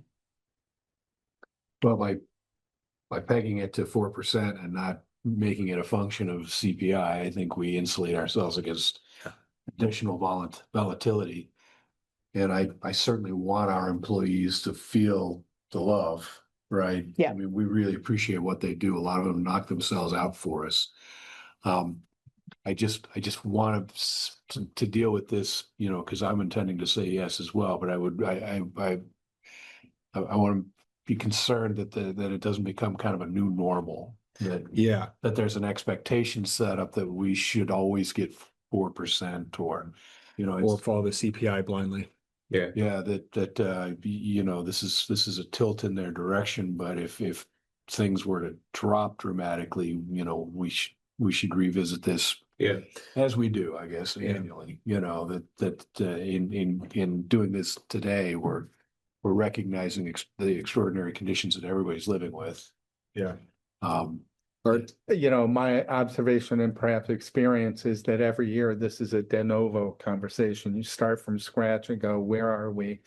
What's inflation look like? What's the market look like? What are other towns, the state?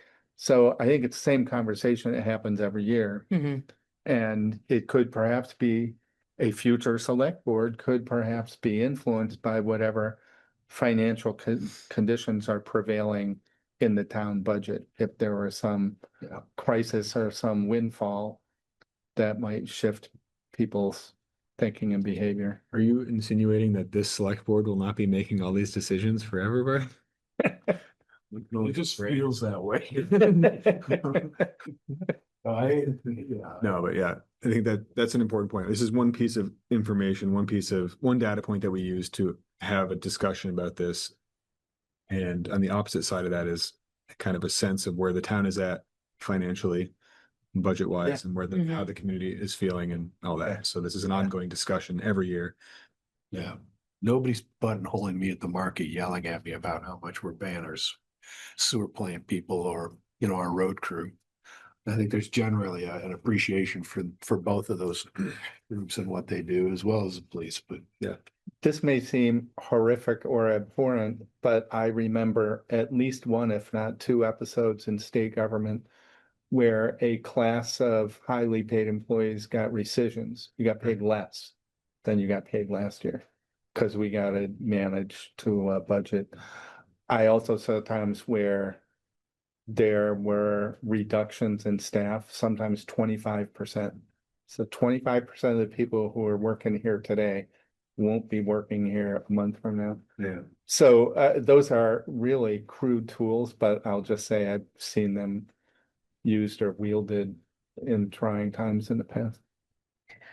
One last comment on this, just to be really clear with the numbers, the New England Northeast, the Northeast CPI is currently at 4.4. So we are going below that. We're actually matching the Vermont state level increase against CPI. So it's what they decided to do in light of that. And that is a big piece of why I think it's important to support this today. I also think after running some of the numbers and looking through stuff that if we do this increase, it does not mean that we then can't afford to have any employees that exist today. And that was my biggest concern is sometimes when you increase salaries across the board, then you have to consider if we have to cut a role, and it didn't look like that. So. Do we have any more discussion? Bart, aye. Caitlin, I. So we'd like to vote. Greg, aye. But I, Adam, aye. That was a great nuanced discussion just over two meetings. Yeah. So I think it's great to have this discussion, not specifically during budget season. Yeah, that's true. Keep ourselves sharp for the numbers. I'm gonna recuse myself from the next part. Oh, right. We gotta do the police. Yeah. Yeah, so we also have to set the police pay grid percent. I think that it is it's set, the police pay grid is contractually set to a maximum of 2% annually. We could choose to set it higher than that and use the same process we did when we adjusted the pay grid, which we would notify the union. We don't have any voting union members right now, so we can't go through the process to modify that contract, but we would basically, because we would be paying them more, we are confident that the union would accept that, and we would basically notify them and allow them the opportunity to dispute that, or we could set it at 2%, which is less than the 4, but also in light of the fact that the pay grid was adjusted 20% recently, that might be something we're comfortable with. when I supported the 20%, I wasn't anticipating an additional 4% in my mind, and I'm 20% of the board. I don't have a strong feeling on this, but my thought is we gave them the 20% to put them more in line with market conditions. So my feeling is, and I don't feel strongly on it, but my feeling is that 20% puts them where we want them to be. So we should stick with the 2%. Yeah, the pay package for the chief was likewise significantly bumped up. So this is something I hear from constituents about. Yes. I hear from a lot of people wondering why we have a police department at all. I don't subscribe to that thought process, but I do agree with David that they're starting from a different baseline than the rest of these guys. Yeah. I was very conflicted on this because I think part of the reason we had this 20% increase is because we lagged behind. Yes. But at the same time, the way police contracts are written and the way the dynamics of police salaries and pay seem to be playing out in the area, I don't think there's anything we can do annually that's going to accurately track that. I think that those numbers are changing not as a function of the CPI, but more of a function of policing workforce changes and staffing issues and changes locally. So I think setting it at 2% makes sense. And then we just continually reevaluate that based on the other factors that are distinctly different from the rest of town staff. And I supported the 20% because I'm somewhat aware of the challenges of staffing a police department with market conditions today and the training involved in hiring competent police officers. I was growing up, the impression of a police officer was somebody that got to drive around an air-conditioned car and play with radar. The skill set is so advanced now that I supported the 20%, but like I said earlier, I think that in my mind brings the pay grade up to where it should be. Yeah, these are relatively recent hires. It'll be more ripe a year in, or if they stick around and they continue to, we didn't get people just out of the academy. I mean, the new hires have long experience. So I really supportive of that department. Want them to feel that way. Know that they're appreciated, but just understand that they had a head start on this particular topic. I think we also have the advantage in this department, not that their departments aren't extremely qualified, but Chief Cohen seems particularly in tune with surrounding departments and how that's working. So I think that if we do continue to, or get back to where we have a recruitment challenge, we're having challenges and it's because of pay, He was very good at pulling up the info for surrounding departments, Yeah. taking that to kind of departments that have similar expectance, the kind of job descriptions to ours, some that didn't, overlaying all that with who we would want to hire, not training new officers because it takes a significant effort. So he was just very good at putting that all together so we could have this discussion if that becomes an issue outside of the regular budget season. So 2% sounds great. I just want to add that when I first got on the select board, I didn't feel comfortable having any oversight of the police department without knowing what their job looked like. So I requested to do ride-alongs and see what the job entailed, what the job looked like, what they needed, and what we were providing. And I was blown away at how difficult that job is. I mean, the adrenaline rush of pulling over somebody that doesn't feel they deserve a ticket for going 86 miles an hour on Route 2 to the various aspects of their daily shift. I was shocked at how hard that job really is. Yeah. So we like a motion on this? The only thing I'll say, and I'm fine with the 2% for today, is the increase that we made of the 20% was to be in line with other departments so we could have good candidates coming in and pay them appropriately. Other departments in the area, I don't have exact specifics, may also be increasing over their COLA because it's so high at that 4% above the normal 3% for what you would do, that doesn't go away on the police side just because you increase, like, for example, Shelburne just increased their pay rate to be kind of in line just like we did, but they're also increasing their COLA above that, increasing on the cost of living rather above that at 3.5%. So what I don't want to do is fall back from where we've just gotten to of being in line from a pay range and then having to catch up again. And so I think again, 2% is fine for today. I'd like to stay in line with the budget until we can figure out where this actually comes from. But I would just flag that we should consider that that's not always going to be 2% necessarily. I think that's fair. Reasonable. Yeah. Or we may need to adjust to later in the year or so forth. I guess my thought on that would just be that there's so many factors that play into this besides CPI that we really need to have like a more specific police discussion with Chief Cohen and what the surrounding departments are doing. That whole labor market seems very dynamic right now, and it is. It's not just so that's what we like to do.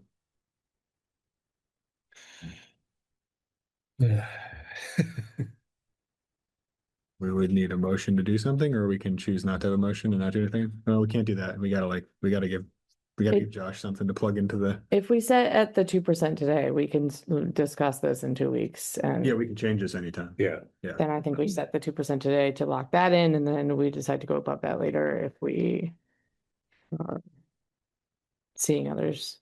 Do we need a motion? Because it looks like we're locked into a 2% already. Yeah, I guess would we just, I mean, I guess we need a motion if we wanted to go above or below. I would make a motion either way. Just so we're covered. Make the motion. This is Caitlin. I move to increase the police pay grid by 2% for the fiscal year 2027.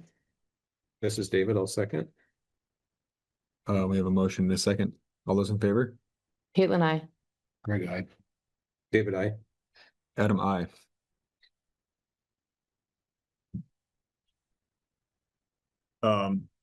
Set a random thought. There are 4 quarters. If we were particularly concerned next year with these, we could break it out to where we increased 1% per quarter or something like that. So at the end of the year, the total pay and the number we were making for the next year, but there would be a minimal impact on our, I don't know, just an idea of how we set the trajectory, but we don't plan an oversight. I'll pay later. Yeah, exactly. I'll just observe that's how the state employees collective bargaining worked out. It was 2% in the beginning and 2% probably in January. And that has happened before, in that kind of bargaining.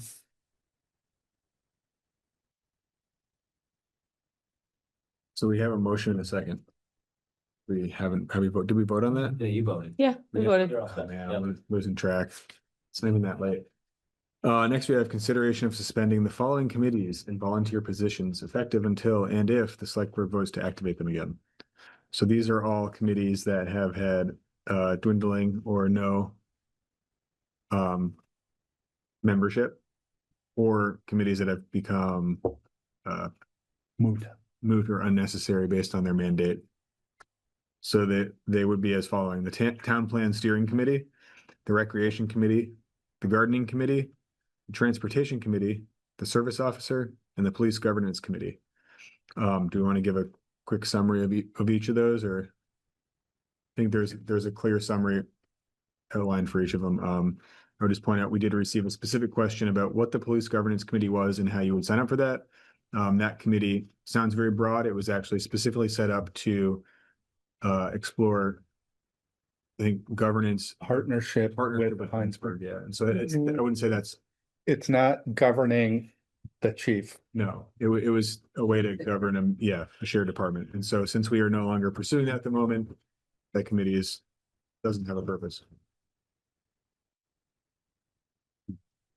So would someone like to make a motion to suspend those committees and volunteer positions? Ms. Bard, I move to suspend the following committees and volunteer positions effective until and if and when the select board votes to activate them. The town plan steering committee, the recreation committee, the gardening committee, the transportation committee, the service officer, and the police governance committee. This is Caitlin, I'll second. Motion a second. Any discussion? Any questions? All those in favor?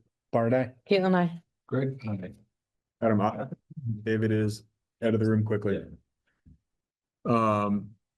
Next we have consideration of applying for a clean water revolving fund. Oh, sorry, Clean Water State Revolving Fund. Step 2 loan for the preliminary and final design for the wastewater treatment facility 20-year study. Those of us on the Water and Sewer Committee had a significant amount of discussion about this earlier. It's like $750,000. But the terms of the loan are 0% interest, 15 years. And then if we end up going to the same source for the actual financing of the project, we would be probably rolling this into that as a one sort of jumbo loan with a 20 to 30-year amortization. With the stated preference of the board to stick to the 20-year asset life. And so I just add that, we often talk about the engineering work, and something that I think is more accessible to many people is the final design. So the final design of the wastewater treatment plant, which lets you look at the design and the costs, and then is a precursor to a bond vote. You can't really have a bond vote without knowing what you're going to do and what it's going to cost. That seems to me a simple way to describe it. And again, that we're compelled to do the 20-year study and upgrade by the state associated with our wastewater treatment license. Yeah, I mean, I guess my only comment is this is a stark reminder of the challenges that our water and sewer system faces. Yeah, that the design and study is going to be over $750,000. So, and I'll add one thing. That this has been a point of confusion my entire time on either one of these groups, that the select board has to approve this under our fiscal authority. Yeah. But who pays it back are the customers and users of the wastewater treatment facility. It's an important point. Yeah, the select board approves it, but to reiterate, the ratepayers pay this back. These monies would not come from the entire town of Richmond. And also a nuance for wastewater as opposed to water is septage receiving. So septage haulers dropping off septage and paying us to receive it and process it, which has become at least a noticeable revenue source for wastewater treatment. So I think the select board doesn't really have any wiggle room to, we were required to approve this, but I think that the water commission has done an excellent job vetting this all out, so. This is Caitlin. I move to approve applying for the CWSRF Step 2 loan for the preliminary and final design for the wastewater treatment facility 20-year study. This is Greg. I'll second that motion. Do we have any more discussion? All those in favor? All right. Caitlin, I. David, I. Adam, I. Next we have review of rides offered to qualified Richmond residents through the Older Adults and Persons with Disabilities Transportation Program in FY27. I know this program has kind of suffered a funding yo-yo in the last year and a half approximately. Do you have an update of kind of what's happened here, Duncan? No, yeah, so it's just, it's, I know, like you said, there's a yo-yo, there's, I think back in, I was researching it for someone else back in October, November, we discussed this on, what our limits would be, but yeah, basically they're looking like, the original rides would be one round trip per week in any category other than social personal, and then 2 round trips per month, but it is just kind of a review. And it says if anything changes regarding the budgets and rides offered, Josh will update us, but it's just kind of one of those guidelines of keeping an eye on it as those monies come in. Yeah, I just point out Josh has done an excellent job of with the program reporting where our budget's at and what we can offer. So we try not to be in a position where we would run out of all the money and have a hard cutoff of all rides. We try to adjust the rides accordingly so we can have some semblance of reliability for people using the program. There's no action we need to take. Just notification. Don't have any questions or anything? Don't really have any answers, so I can't. Next, we have a discussion of adding "Welcome to Richmond" signs at more roads entering Richmond. This is brought up by. This is Bar's idea. So we have a list of roads. So you could blame me. It didn't have a specific idea. But as we were talking about the 2 signs that currently exist, which are really welcome to the village center. That's a good point. They are at the edge of the historic village. Mm-hmm. And that 40 or 50 years ago, those were the primary ways that people came into or out of Richmond. I think traffic patterns have changed, so I just wanted to momentarily pause and say, I'm not sure we need to contemplate putting one on every road that you can possibly access. I thought you volunteered to make 14 signs and put them up. Josh, where are Boy Scouts when you need them? Well, we can't put any on the interstate, so we can cross those off. I just wanted to pause momentarily and say, did it make sense to do it anywhere else? I actually was thinking mostly about people coming in from Huntington Road, but Huntington, Heinsberg, and Jericho from or over something, there. the 3 other big ones, right? Yeah. And we may not have the interest or appetite for doing it. I just thought Speed kind of signs. it's a moment when we could contemplate it if we chose. Yeah, where's the Richmond Women's Group when you need them? They should be original signs. Thank you for the context. Without the context, Caitlin did look like she was going to headbutt you, Greg. I was going through my brain with what could he have meant that was different from what Brent processed in my head. Such an organization. We did learn that last time, yes, and they to be did do fair, that. if it was the Richmond Dads or Men's Group, the signs would have just never been done. So they would have been half done and then put in the garage. So they would have been at the fire department. Yeah, every project I start, I'd be it's 90% done. That's good enough, and you just put it out there. Thank goodness for women.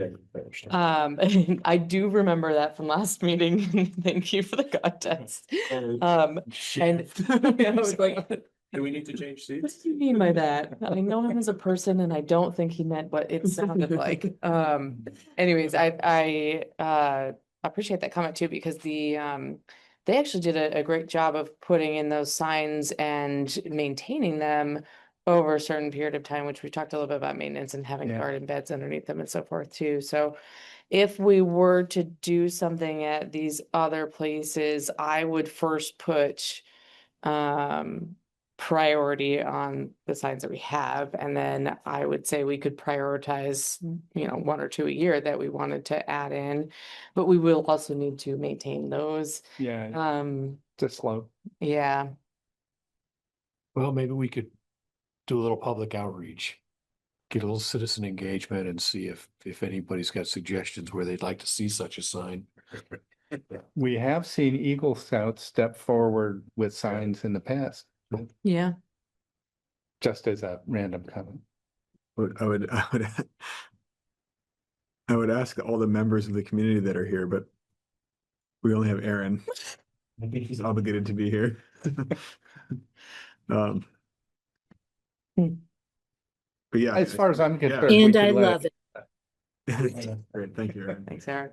Yeah, I mean, I think it would be great to have signs in town. I don't know if it's of all the things we have to bite off, if it's something I'm gonna put any effort into, to be completely honest. That sounded much more abrupt and negative than I meant it to, but Well, and I'll note that just a couple of items before we closed down committees for lack of either interest or Need a welcome to Need. Richmond sign committee. and attach that to the Yeah. to explore path funding. Well, Josh did. No, So there's we a lot- could let it sit and Let it it sit. may come up have the again. idea, float around for a while. Someone might bite it off as a project they want to make. Yeah. I do think that Makes sense, from Act 117. Yeah. Some of them would never make sense, so you can strike the interstate off twice. Some roads, maybe at some point, but there are really 5 that I think we should consider in the short term. So what's our plan? Do we want to do a Possibly bunch of proposal. outreach, or do we want to wait for someone to come forward with the idea of putting the sign out so we don't have to do it ourselves? Or do we- I guess it's I would like to see community engagement with these signs, since it's not something that we necessarily need, and if folks feel passionately, maybe finding the right people to volunteer to put together a proposal of what those signs look like and how they're maintained over whatever amount of time. I don't think we need all signs like the signs that we have, some way simpler. But I would just like to see what the community wants there and see if there's some passion and engagement that. And the lesser traveled roads, we certainly don't need nice handmade signs. Maybe reach out to Pete and see what it would cost to get now entering Richmond signs for some of these lesser traveled roads. And get his feedback on what he thinks sign options might be and cost.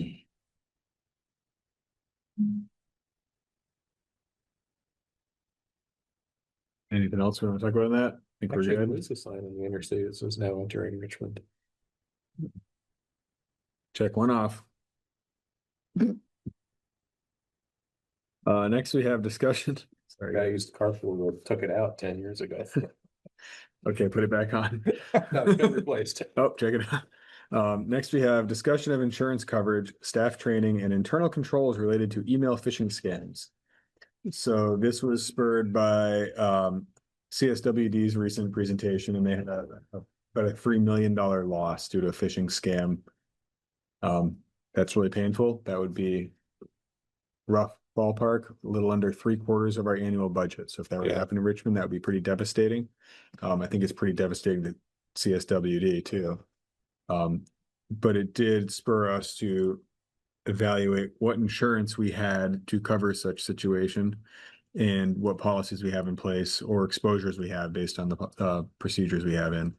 So it sounds like, you know, a very high level overview.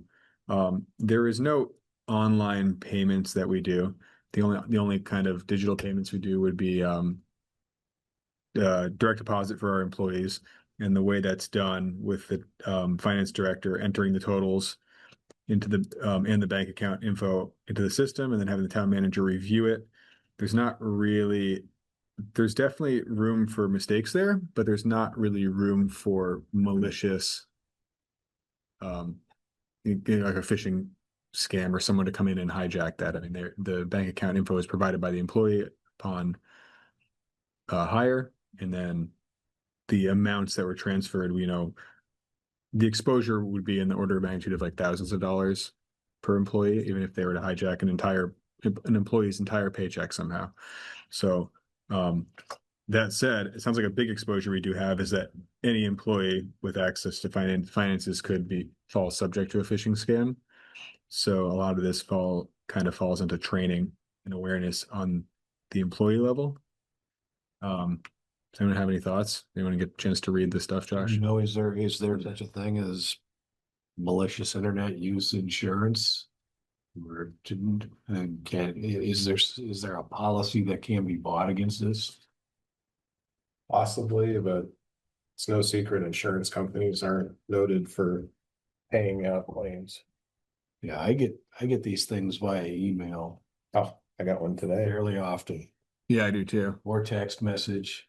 I guess and I've had to teach everybody in the family, like, the IRS or Social Security is never going to contact you by a phone. No, you're going to get a letter from anybody who matters. Same thing. Yeah. So, yeah. Anyone asks you for money in a digital platform that you are not expecting, you should never pay that. We're just, saying you've got an unpaid speeding ticket. Yeah. And that was the last one I got. But then you look at the phone number and it starts like 22-459-832-698. And there's too many digits, not all in the wrong place. And this is Bangalore or something. I don't know. Cyprus. Yeah. Yeah. So so Josh had reached out to Passive and asked asked that question. It looks like when we talked about it, he hadn't got a clear response yet. They had referred him. Yeah. So he put in the memo the same thing. They referred him to the liability breach response coverage document. She's like, okay, I'll review that and outline it clearly. It did not. Yeah. So he had reached out to Passive to see if they could provide a plain English explanation for what our coverage is there. They're working on it. Here's how he left it. They didn't have they're not going to say, yes, we'll happily pay that for Yeah. Yeah. Well, I mean, the other thing is, as opposed to getting a hold of bank account information, is we do keep Social Security records, that kind of thing for employees, and those are vulnerabilities as well. I'm wondering if Vermont League of City and Towns has any guidance documents, or if they don't, they should. Because they do offer to answer those kinds of questions as well. I'd be happy to be a point of outreach to them. So that's basically Passive and VLCT are the same. They're joined at the hip. That's right. Yeah, I'm learning. But basically, Passive and VLC. I would assume VLCT is going to have that. They're kind of the overarching side of the insurance I'm just picturing a PowerPoint they have or something. Right. No, I think what Josh found out is they don't have a good answer. Like we've said, it'd be nice for them to say, "Oh yeah, we'd cover that," but there's no. I think it's kind of one of those emerging risks too. It does sound like this is it's not a new risk for a lot of us in businesses and stuff. But I think from a town perspective, this is towns being exposed to this, especially towns or small towns, entities, or whatever you want to call it, districts such as CSWD. Smaller, that's a new exposure, it sounds like. So they're kind of. There was a town in New Hampshire that got cleaned up. I think it was 18 million. Ouch. The other thing to clarify too, it's not necessarily just, money transfer. It's not necessarily just information specific transfer. It's if I respond to an email that's an email that, someone had me click on a link, or if I responded to the email and they were able to engage with me in a certain way, just those acts open up your entire system to them being able to get any information they want. So you may not even know you're passing money. You may not even know that you're passing information that you shouldn't be passing. It's really looking at emails, names and emails, and the requests, and ensuring that they're legitimate before responding or engaging entirely, which means I don't answer my phone unless you leave me a message or text me. If I don't know your number. I also do the same thing, but that's just because I spent 10 years as a contractor, and contractors just don't answer their phone. So there's a lot of risk there. I think most companies now do phishing training and tests. Yes. You can fail very easily. Which it sounded like when we originally talked about this, that we were doing that. Yeah, Yeah, there's some training he reached out to. Josh had reached out about the cost was about $1,000. And the cost would be covered by passive. okay. So he was going to explore getting that. I'll say state government has something called the Learning Management System, which is online stuff. And it's interactive, you know, and then embedded in it, they ask questions, is it this or this? And you can get the right or wrong answer. And they have a handful that are based on this about phishing and not clicking on stuff, checking email addresses, like, you know, it'll say Bob Smith, but if you click on it, it's like a garbled thing from a different country, you know? And state government really got on board that bandwagon. I think it was about 10 years ago that essentially the entire computer system across government shut down for about 2 weeks. Which sounds bad, but it was really awful because most jobs at that point required the use of a computer, right? I mean, you could literally not do your job for about 2 weeks, and it was because of a virus. Yep. So anyway, it can be a big deal, and I think there are some trainings that are helpful that at this point should be pretty low cost. A lot of them were that I've had to take are like half an hour. So Yeah. it's not a huge investment. So I think the training that Josh was talking about was it was called Know Before.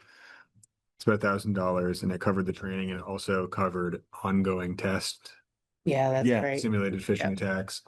And then it also covered some integration. So there's like a phishing button they installed on your Outlook. Yeah. So if you got a phishing attack, you click on it and it would alert the administrator or whoever's remotely administering.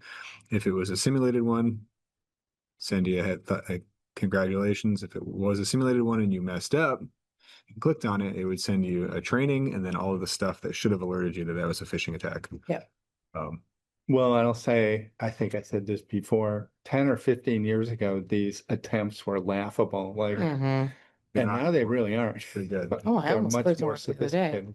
Your team's waiting for you in the Zoom room. I'm like, oh God, I set a meeting and I forgot to start it. Nope, it just was not. It was just a phishing attempt. You're so nice. I'm like, yeah, good for them. Wait for me then. Phishing attacks just really count on everyone being nice. You just like don't care. Yeah. So it sounds like Josh is waiting on it. So to sum up, Josh is waiting on an answer of what our coverage is and what our coverage options would be. There is training available. We should figure out to what level we want to undertake that and fund that. And then it sounds like there's a decent amount of just how our system happens to be set up because it's generally not online is a huge advantage, not by design, but just by luck. So hopefully we have an update next meeting with what our coverage is and then maybe some thoughts about training from Josh. Next we have a review of project list for the town center. So this is probably a long list, but we have I think there was an attachment. Yes. Two. Yeah, hold on, let's get there. One is much shorter without prices and one is much longer and daunting with prices. Yeah, this was the output of the previous town center committee. Yeah. So this is a couple years old, I think. Yeah, the first one's, I think, a couple of years old. It's, once again, them kind of going through all the major stuff that's needs to be replaced in the building. Also piggybacks on a lot of what the previous bond had presented that the other group had worked through. And once again, we have just finalized our contract with Colliers, who is going to be kind of putting together another sort of larger scale model of bigger things that we can look at and focus, more focused on the town center building only and not the whole campus. Like when we met with him, he was like, okay, it's still going to be expensive. What are you looking to do other than me just saying, hey, it's really expensive? Oh yeah, we don't need to do the parking lot, the trees, the other stuff, it's gonna be more just specific to the building, so it looks more like a building plan, but he'll be working on that in the next few months, so we'll probably have something in a year. Well, he'll be able to update what this list is kind of currently showing us, which were estimates from that committee. Which presumably would then include some approach to prioritization, like. Right. Well, I'll give you an example of where I think the traditional pathway of thinking about projects like this gets you into big numbers really quickly. We had budgets to replace the windows in the sanctuary at the Congo Church, where I was a trustee at the time. We actually found a company on Flint Avenue that milled up handmade sashes with double glazing in them. And instead of replacing the windows for $300,000, we got the whole thing done for like $40,000. And so I want that kind of thinking to get to imbue, because we kind of tried this and the voters were like, So much. Right. not so much, right? So I think in doing it, when you're estimating for public entities, your tendency is to you'd rather overpromise and over deliver and under promise or over. You don't want to. So your estimates tend to be conservative, and that ends up leading you to numbers I don't think we're not going to be able to pull it off. Agreed. I don't want to go through this exercise just to end up at the finish line with a project that everybody doesn't feel we can afford, even if we're pitching pennies. And I met with some of the former members of the committee and some Richmond residents informally just about it at a breakfast about it. And I think everybody agrees that the replacing these single glazed windows and storm systems with something better is necessary, but we really can't do $3,500 a piece Marvin Magnum windows, because pretty quickly you're looking at $592,000. Yeah. So I just want to infuse that into the discussion that we're looking for creative solutions. I've been advocating for a sort of, let's pick some achievable goal and start doing it. Let's get the masonry tuck pointed or replaced where it's blown out down below. Let's start replacing some of these windows. But I don't know, that's just something I was feeling when I came in the door here. I know other people have worked on this issue for a while. Yeah, I mean, I think that, I was on the one iteration of the committee. They kind of tried to, I would say, pick up the pieces after that large proposal. I wouldn't say fell flat, but it was a little bit of a miss. I think it was more than the town had the appetite for at the time, obviously. And it became pretty obvious that not doing it as part of a huge project and biting off smaller pieces, we could be a lot more nimble and careful about what we did and probably save I wouldn't even say save money. We could make the money go a lot further. I mean, the windows is always the big discussion. We could probably do it for half that and still get the same product if we were doing it windows at a small group of windows at a time as a more moderately sized contractor had time to do it in a more planned and scheduled way as opposed to part of a kind of gut and remodel. And then also, to your point, being very careful about what product was chosen, whether that was a complete replacement but of a standard size that happened to fit, so shopping around for a replacement that worked well, or to some type of high-end remanufacturing. If you're going to completely replace those window units, now you're removing all the interior trim. As soon as you start doing that, then the plaster work needs to be removed. It never ends. Yeah, exactly. I mean, that's how you get chasing it for opening pretty quickly. And these are giant windows. And that's lead paint. Yeah. So we were lucky. They could mill out actual replacement sashes that are double insulated and install. Is that an option we can pursue for here too? So I'm suggesting it. Yeah. Did you more than suggest it and come work? I mean, I don't think we have a committee that's going to put this together now, right? So, well, I'm happy to reach out to that person and have them enter the fray. Yeah. And maybe we can just feed information like that into the process. Yeah. And if we end up getting the construction management team involved, then you're looking at, general conditions, overhead and profit, being, 15% of the job, which piles up pretty quickly. It does.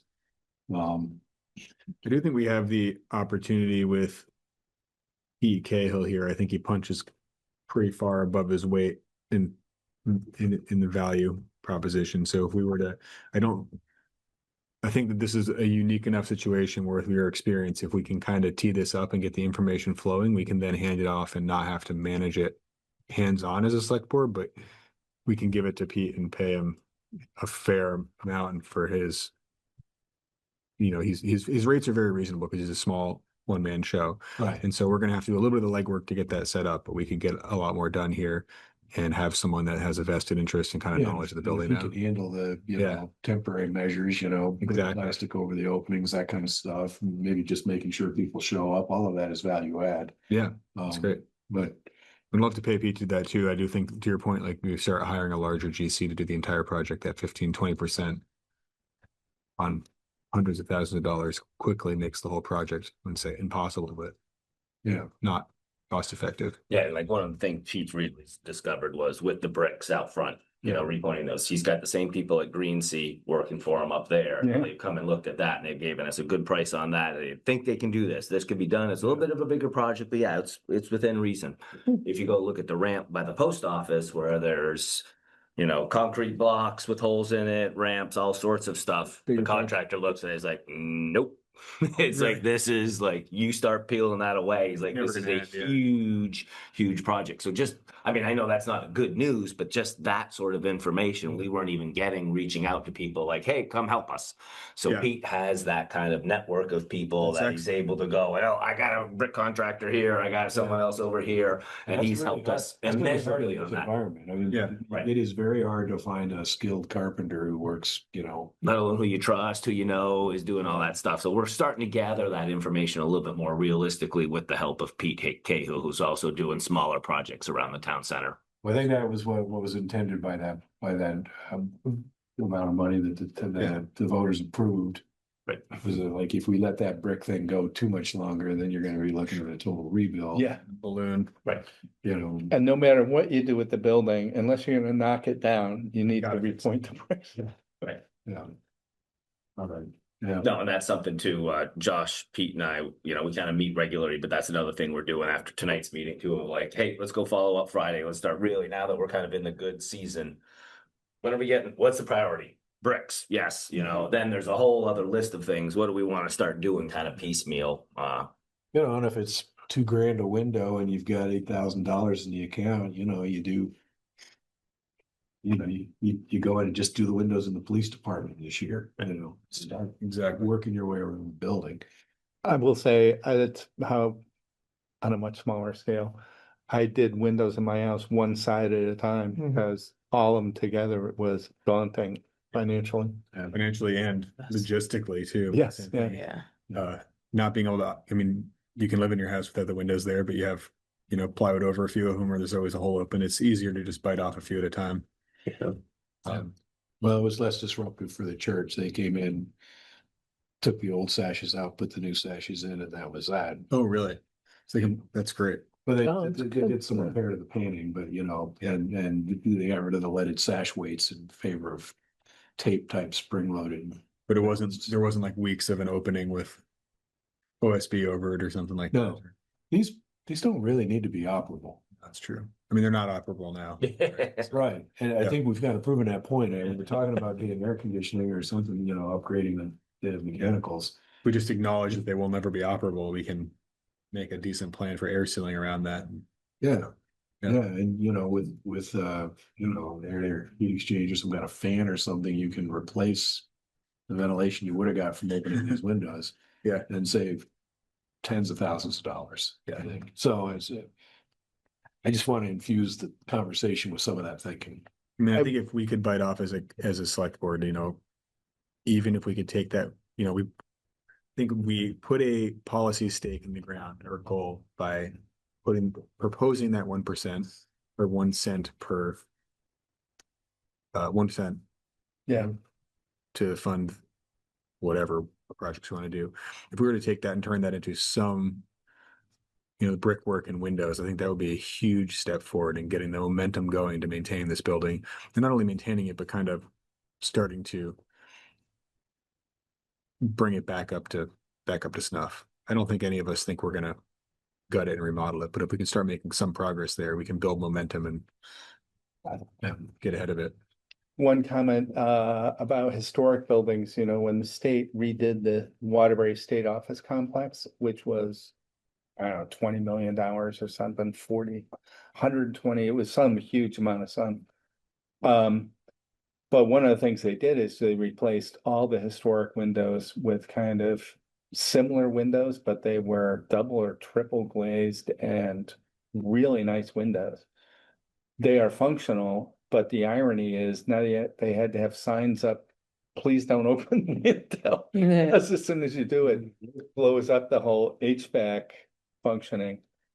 These are enormous sashes. Yes. They really are big. And that's always been the issue. There's only a handful of vendors who can make them that big. Yep.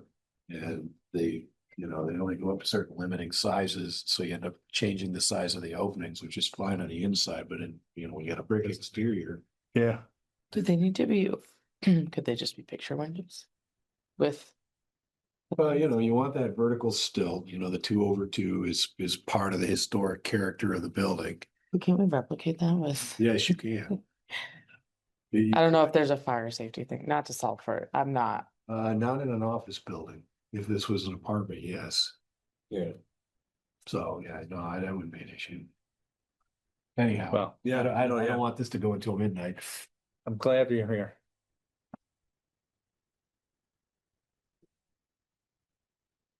No, I think So- that other list too, I just switched gears to that's the kind of PK Hill list. So the other one we looked at was kind of like, hey, the big bond vote kind of breakdown. This is kind of like the stuff we've started to identify that he's helping us kind of chip off as we go along. Yeah. It was just FOSHA stuff that they said, hey, you gotta fix this, can fix this. He was able to do that. He helps me, when we have problems with the heaters or the air conditioning units. If I need someone to help spot with me or just go check something out, he's there until we get an HVAC guy here. There are a couple things on here, like the fire escape stair tower and the sprinkler system that are a fire alarm system that are safety things. I'm sure they've been discussed time and again, but I would assume we'd probably want to prioritize some of those. Is there a sprinkler system in the building now? I don't believe so. No. Given the construction type, it may not be necessary, it may not be required by code. Yeah. I think we probably should have a halon system in the town vault. And I think we might have some kind of suppression, dry. Yeah, I think we do have something in that vault. I'd have to look again, but. Yeah.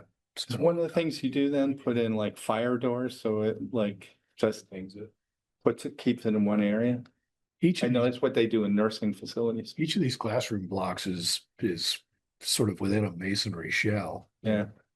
And so, the fire moving from one compartment to another, but each floor is only 4,000 square feet or something. It's not a huge area.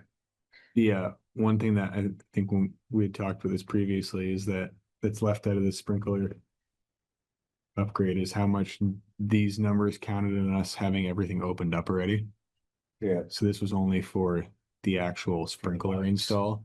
They counted on the ceiling and everything being taken down and then being reinstalled, and that cost was not baked into this because it would have been part of the larger project. And then also maybe not even bigger, but similarly sized piece was that the new water service into the building, they have an allowance for $9,600. That was just the pipe. They counted on the excavators already being here doing other stuff. Yeah. So when we dug into it, it was really going to be like, to do it alone correctly, it was going to be about $500,000 by the time we get it. All the ceilings would be new drop ceiling. And it's like, well, then you run into the situation of where do you stop with like lighting and tile and all that. And not that there's not an answer there to figure out, but there wasn't an obvious one. So we quickly realized that it wasn't an easy piece to bite off alone. Yeah. You would probably do it in concert with other interior changes and HVAC. So both of those systems kind of necessitated the similar levels of. Yeah. That's about 100 years ain't burned down yet. And aside from the woolen mill, most places only burn down once, right? So.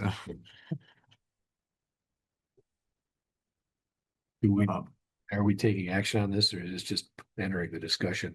I think it's an ongoing discussion. Yeah, it's just keeping you up to date. We'll keep going, and yeah, I think go from there. Yeah, when we get information from Collier's more, we'll kind of obviously push that forward too. But great, thank you, Duncan. Yeah, you've been working on this quite a bit too, right? Yeah, no, just Pete and I. Yeah, I'm kind of the main contact of just kind of like when things go wrong. Hey, okay, when the air conditioners start leaking, or when our water leak was caused by the heat exchanger leak, Steve and I and Pete kind of go figure that stuff out, and then I kind of have the contacts to reach out. But yeah, it's just kind of one of those things. It's punch list is a great start. Right. And yeah, I think, it's like, as we start going through and hearing some of this tonight too, that kind of just helps us with the priorities, but obviously nothing written in stone, but just kind of helps direct us on some of those other pieces too. So, when we see so Pete stuff, yes, we got the brick repointing. Even I know some people had said too, just the display case outside, kind of the bulletin board could be redone. Simple stuff to make it a little bit nicer looking, some stuff like that combined with the more safety features, which are obviously more expensive.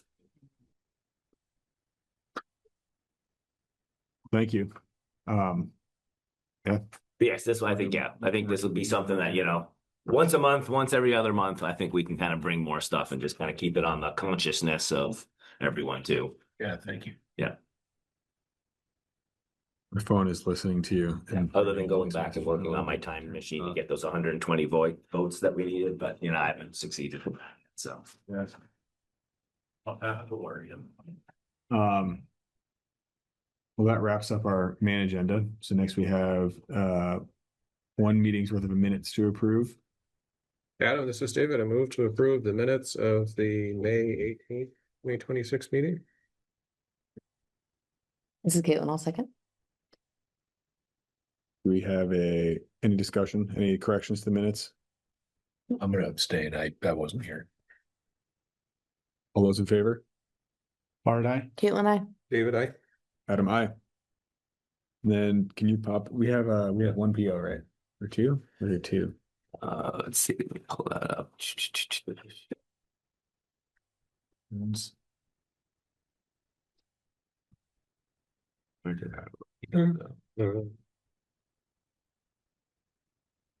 Oh, that's right. He posts that in a different location, doesn't he? Let's see. How can I get to that? I think we just have the one purchase order. Yeah, the purchase order I have. I just don't have the full purchase order. We've got the ELC property casualty purchase order 5386, workers' comp. Let's see. Where did he get that? I can move it while you're pulling it up. Yeah, I forgot that it's in a different location than our memo. No, this is David. I move to approve purchase order 5386 to VLCT passive for property casualty, workers' compensation, and assigned risk insurance for the first half of fiscal year 2027 in the amount of $73,000, which is allocated for the general and highway expenses. This is Caitlin. I'll second that. You want it? Yep, sorry, I'm still putting it up here. Let's see, why is this not coming up here? Come on, download. Is it it's on the on the package? Well, no, that's the thing. Yeah, I forgot. It's like you guys get the email on it, and then I don't have that email, so I'm trying to get this pulled up. Could we put that out to bid before budget season this fall?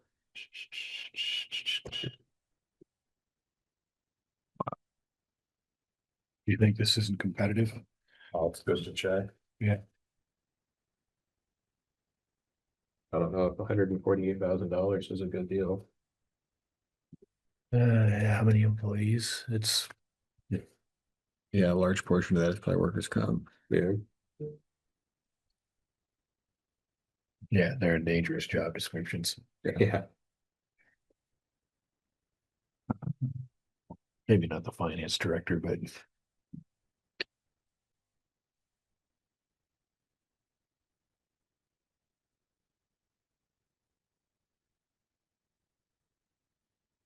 Duncan, do we need to pull it up or can we? It's up to you guys. Yeah, it's, Okay. I'm I mean, I sorry. guess if we don't need to pull it I'm up. okay with that. Sorry, yeah, it's, All those in favor? yeah, I can pass it around if you need to, so. Bart, I. Caitlin, I.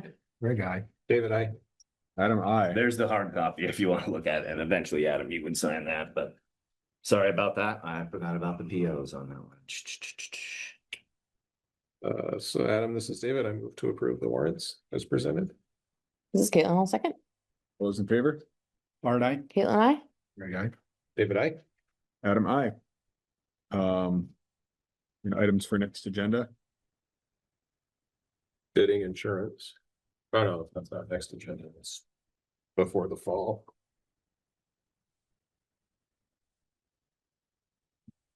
Insurance bidding, we can just bug Josh about that, add it to his list. Josh will do it. Infinite things to do, right?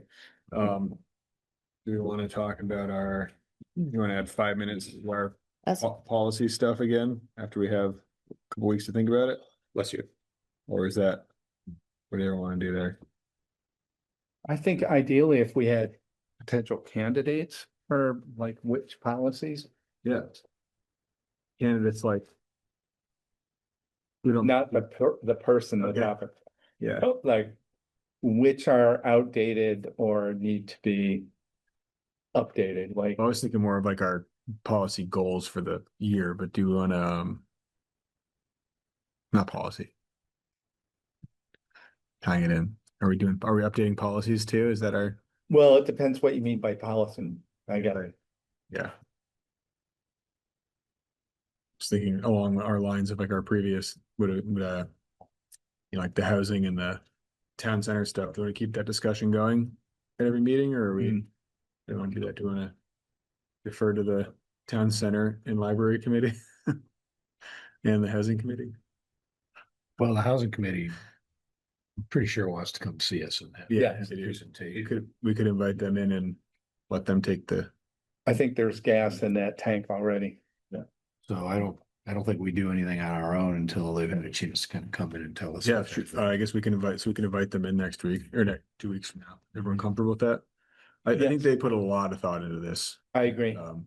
And One thing that's come up before, and we kind of did a foray into it, is what has been assigned by the town plan to the select board?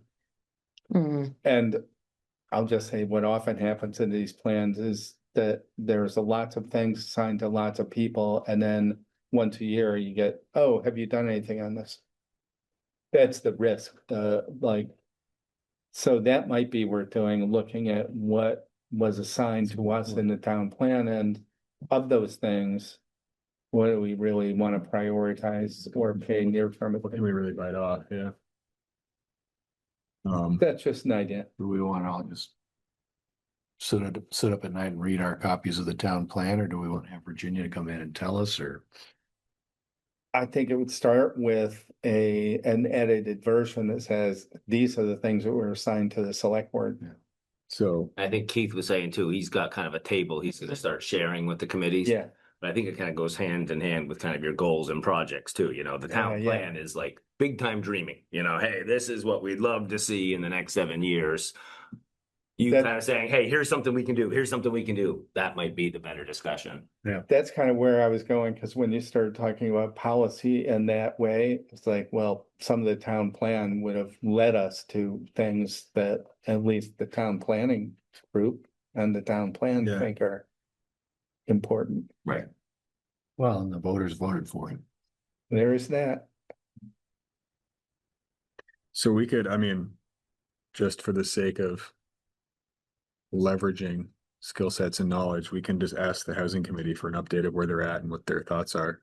And Yes. housing, and make that the first step. Yeah. It's gonna make more sense to use their knowledge and experience and desire and not get behind that, but champion that with them, as opposed to us trying to lead the charge on our own. And then the planning commission, intimately familiar with who's assigned to what and all that, so we could just request an update of maybe not the entire town plan, but which parts of it are ultimately going to fall on the select board. Yeah. Which parts of that are, longer term, and which things are something we can execute on within, month, year, 5-year, whatever. And we can't really set the policy or goals of a future select board, but we can kind of start that trajectory so someone else can pick it up and carry the torch as opposed to having to start from zero. Yeah, and And then we can also just do all the other million things that pop up, that's always it's always the trade-off, right?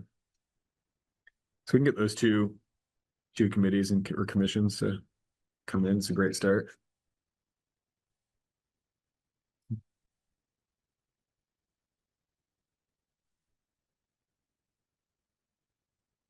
Anything else? Want to have an agenda?